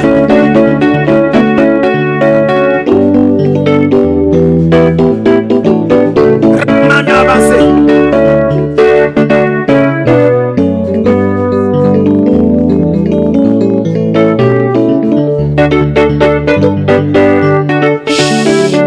Bien-aimé dans le Seigneur. Bien-aimé dans le Seigneur. Wapendwa katika Bwana, Demande maintenant au Saint-Esprit ita sa Roho Mtakatifu de t'ouvrir les yeux akapate kufungua pour que macho tu vois et non pas comme les autres voient. ili uone kama vile kama sio kama zaidi ya vile wengine wanavyoona. Que les dieux spirituels s'ouvrent. Macho yako ya kiroho yafunguke. Abraham a vu non pas comme les autres. Abraham aliona akuona kama wengine. Demande au Saint-Esprit Ita Roho Mtakatifu de renouveler ton intelligence mwambie akapate kufanya upya akili yako pour que tu parviennes à comprendre ili ukapate kufika kuelewa le temps de Dieu wakati wa Mungu et ce qui n'est pas le temps de Dieu. na ile ambayo si wakati wa Mungu. Demande au Saint-Esprit Ambia Roho Mtakatifu de te donner l'intelligence ikupatie akili pour que tu comprennes les opportunités que Dieu te donne. ili uelewe opportunities ambazo Mungu anakupea. Je vais tout simplement te dire d'entrer en intimité avec le Saint-Esprit. Nataka tu nikwambie ingia katika uketo Que le zaidi na Saint-Esprit Mungu. renouvelle ton intelligence. Ili Roho Mtakatifu akapate Qu'il tena t'ouvre kufanya les akili yeux. yako mpe afungue Commence macho yako. maintenant à prier. Anza kuomba Si tu sasa. pries en esprit, prie en esprit. Si tu pries en langue, prie en langue. Prie en langue. Alléluia. Entre en intimité avec le Saint-Esprit. Que le Saint-Esprit te touche. Qu'il renouvelle ton intelligence. Qu'il t'ouvre les oreilles pour que tu écoutes. Rakorobo Kante. Sheria mana basandorobosha. Ruba Kontarabase. Oh cher Saint-Esprit, ouvre mes yeux, ouvre mes oreilles pour que je voie non pas comme tout le monde. Ouvre mes oreilles pour que j'entende non pas comme tout le monde. Que je comprenne les opportunités.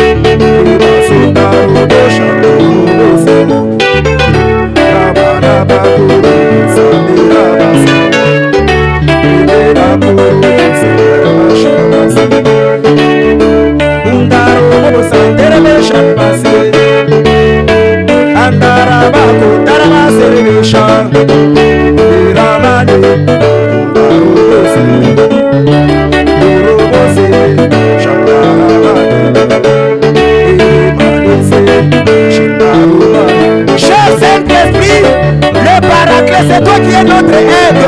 Aide-nous, Esprit de Dieu. Aide-nous, chers paraclés. Aide-nous, chers Saint-Esprit. Nous te prions, Esprit de gloire. Nous te prions, Esprit de sagesse. Ouvre nos yeux. Révèle notre intelligence pour que nous puissions comprendre.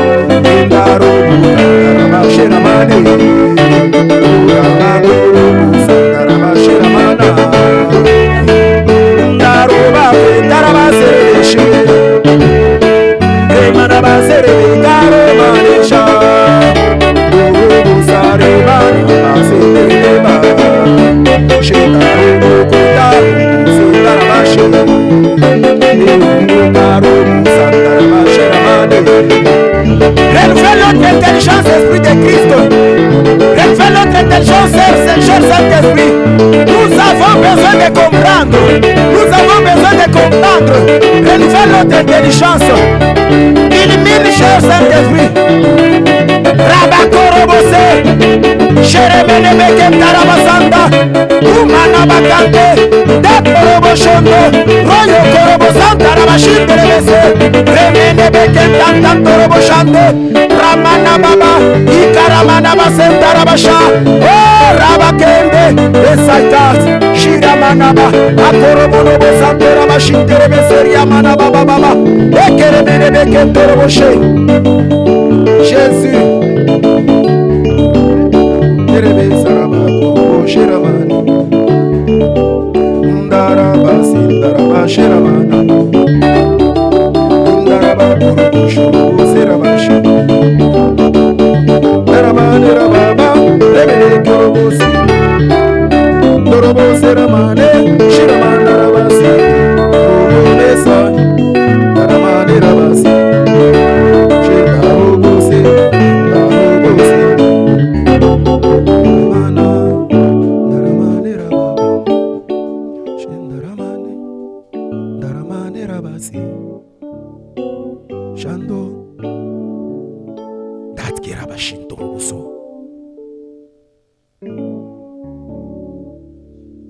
Uskaria manabakanda.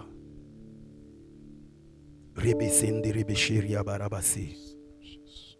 Ikura manabakantu bushanda. Rabaseigat. Shikari barabasanda. Oh yeah. Seigneur, nous te disons merci. Bwana tunasema asante. Jésus-Christ, nous te disons merci. Yesu Kristo twasema asante. Pour ces moments merveilleux que nous venons de passer dans ta présence. Wakati mzuri ambao tumelupitiza ndani ya uwepo wako. Tu es Dieu.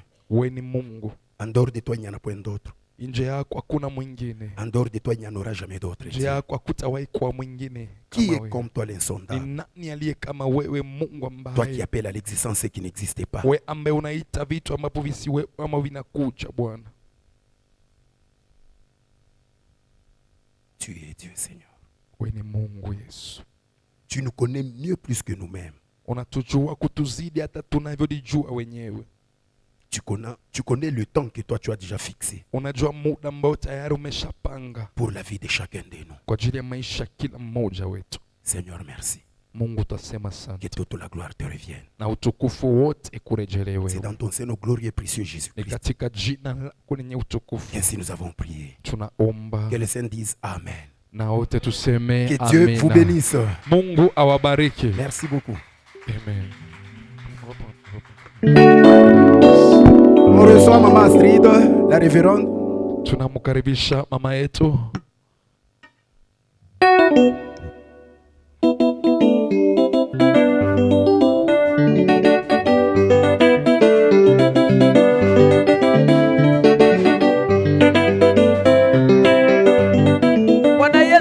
apewe sifa. Tutaenda kupika makofi kwa ajili ya baraka hiyo. Kama unajua umebarikiwa, pika makofi mazuri kwa Yesu. Haleluya! Bwana apewe sifa. Haleluya! Asante sana Apostle, Mungu akubariki na Mungu akuzidishie tena. Jina la Bwana libarikiwe. Wale tulianza nao wiki ile wanaweza kuelewa kwamba hii kitabu cha Mwanzo 12 kuna unabii. Bwana asifiwe. Sijui kama mnakumbuka. Amen. Si unaona kwamba Mungu bado anarudi katika hiyo kitabu. Bado ujue kwamba Roho Mtakatifu ni ule mmoja. Haleluya. Na Mungu bado anatupenda, ndio maana anapenda kutuambia usichanganikiwe.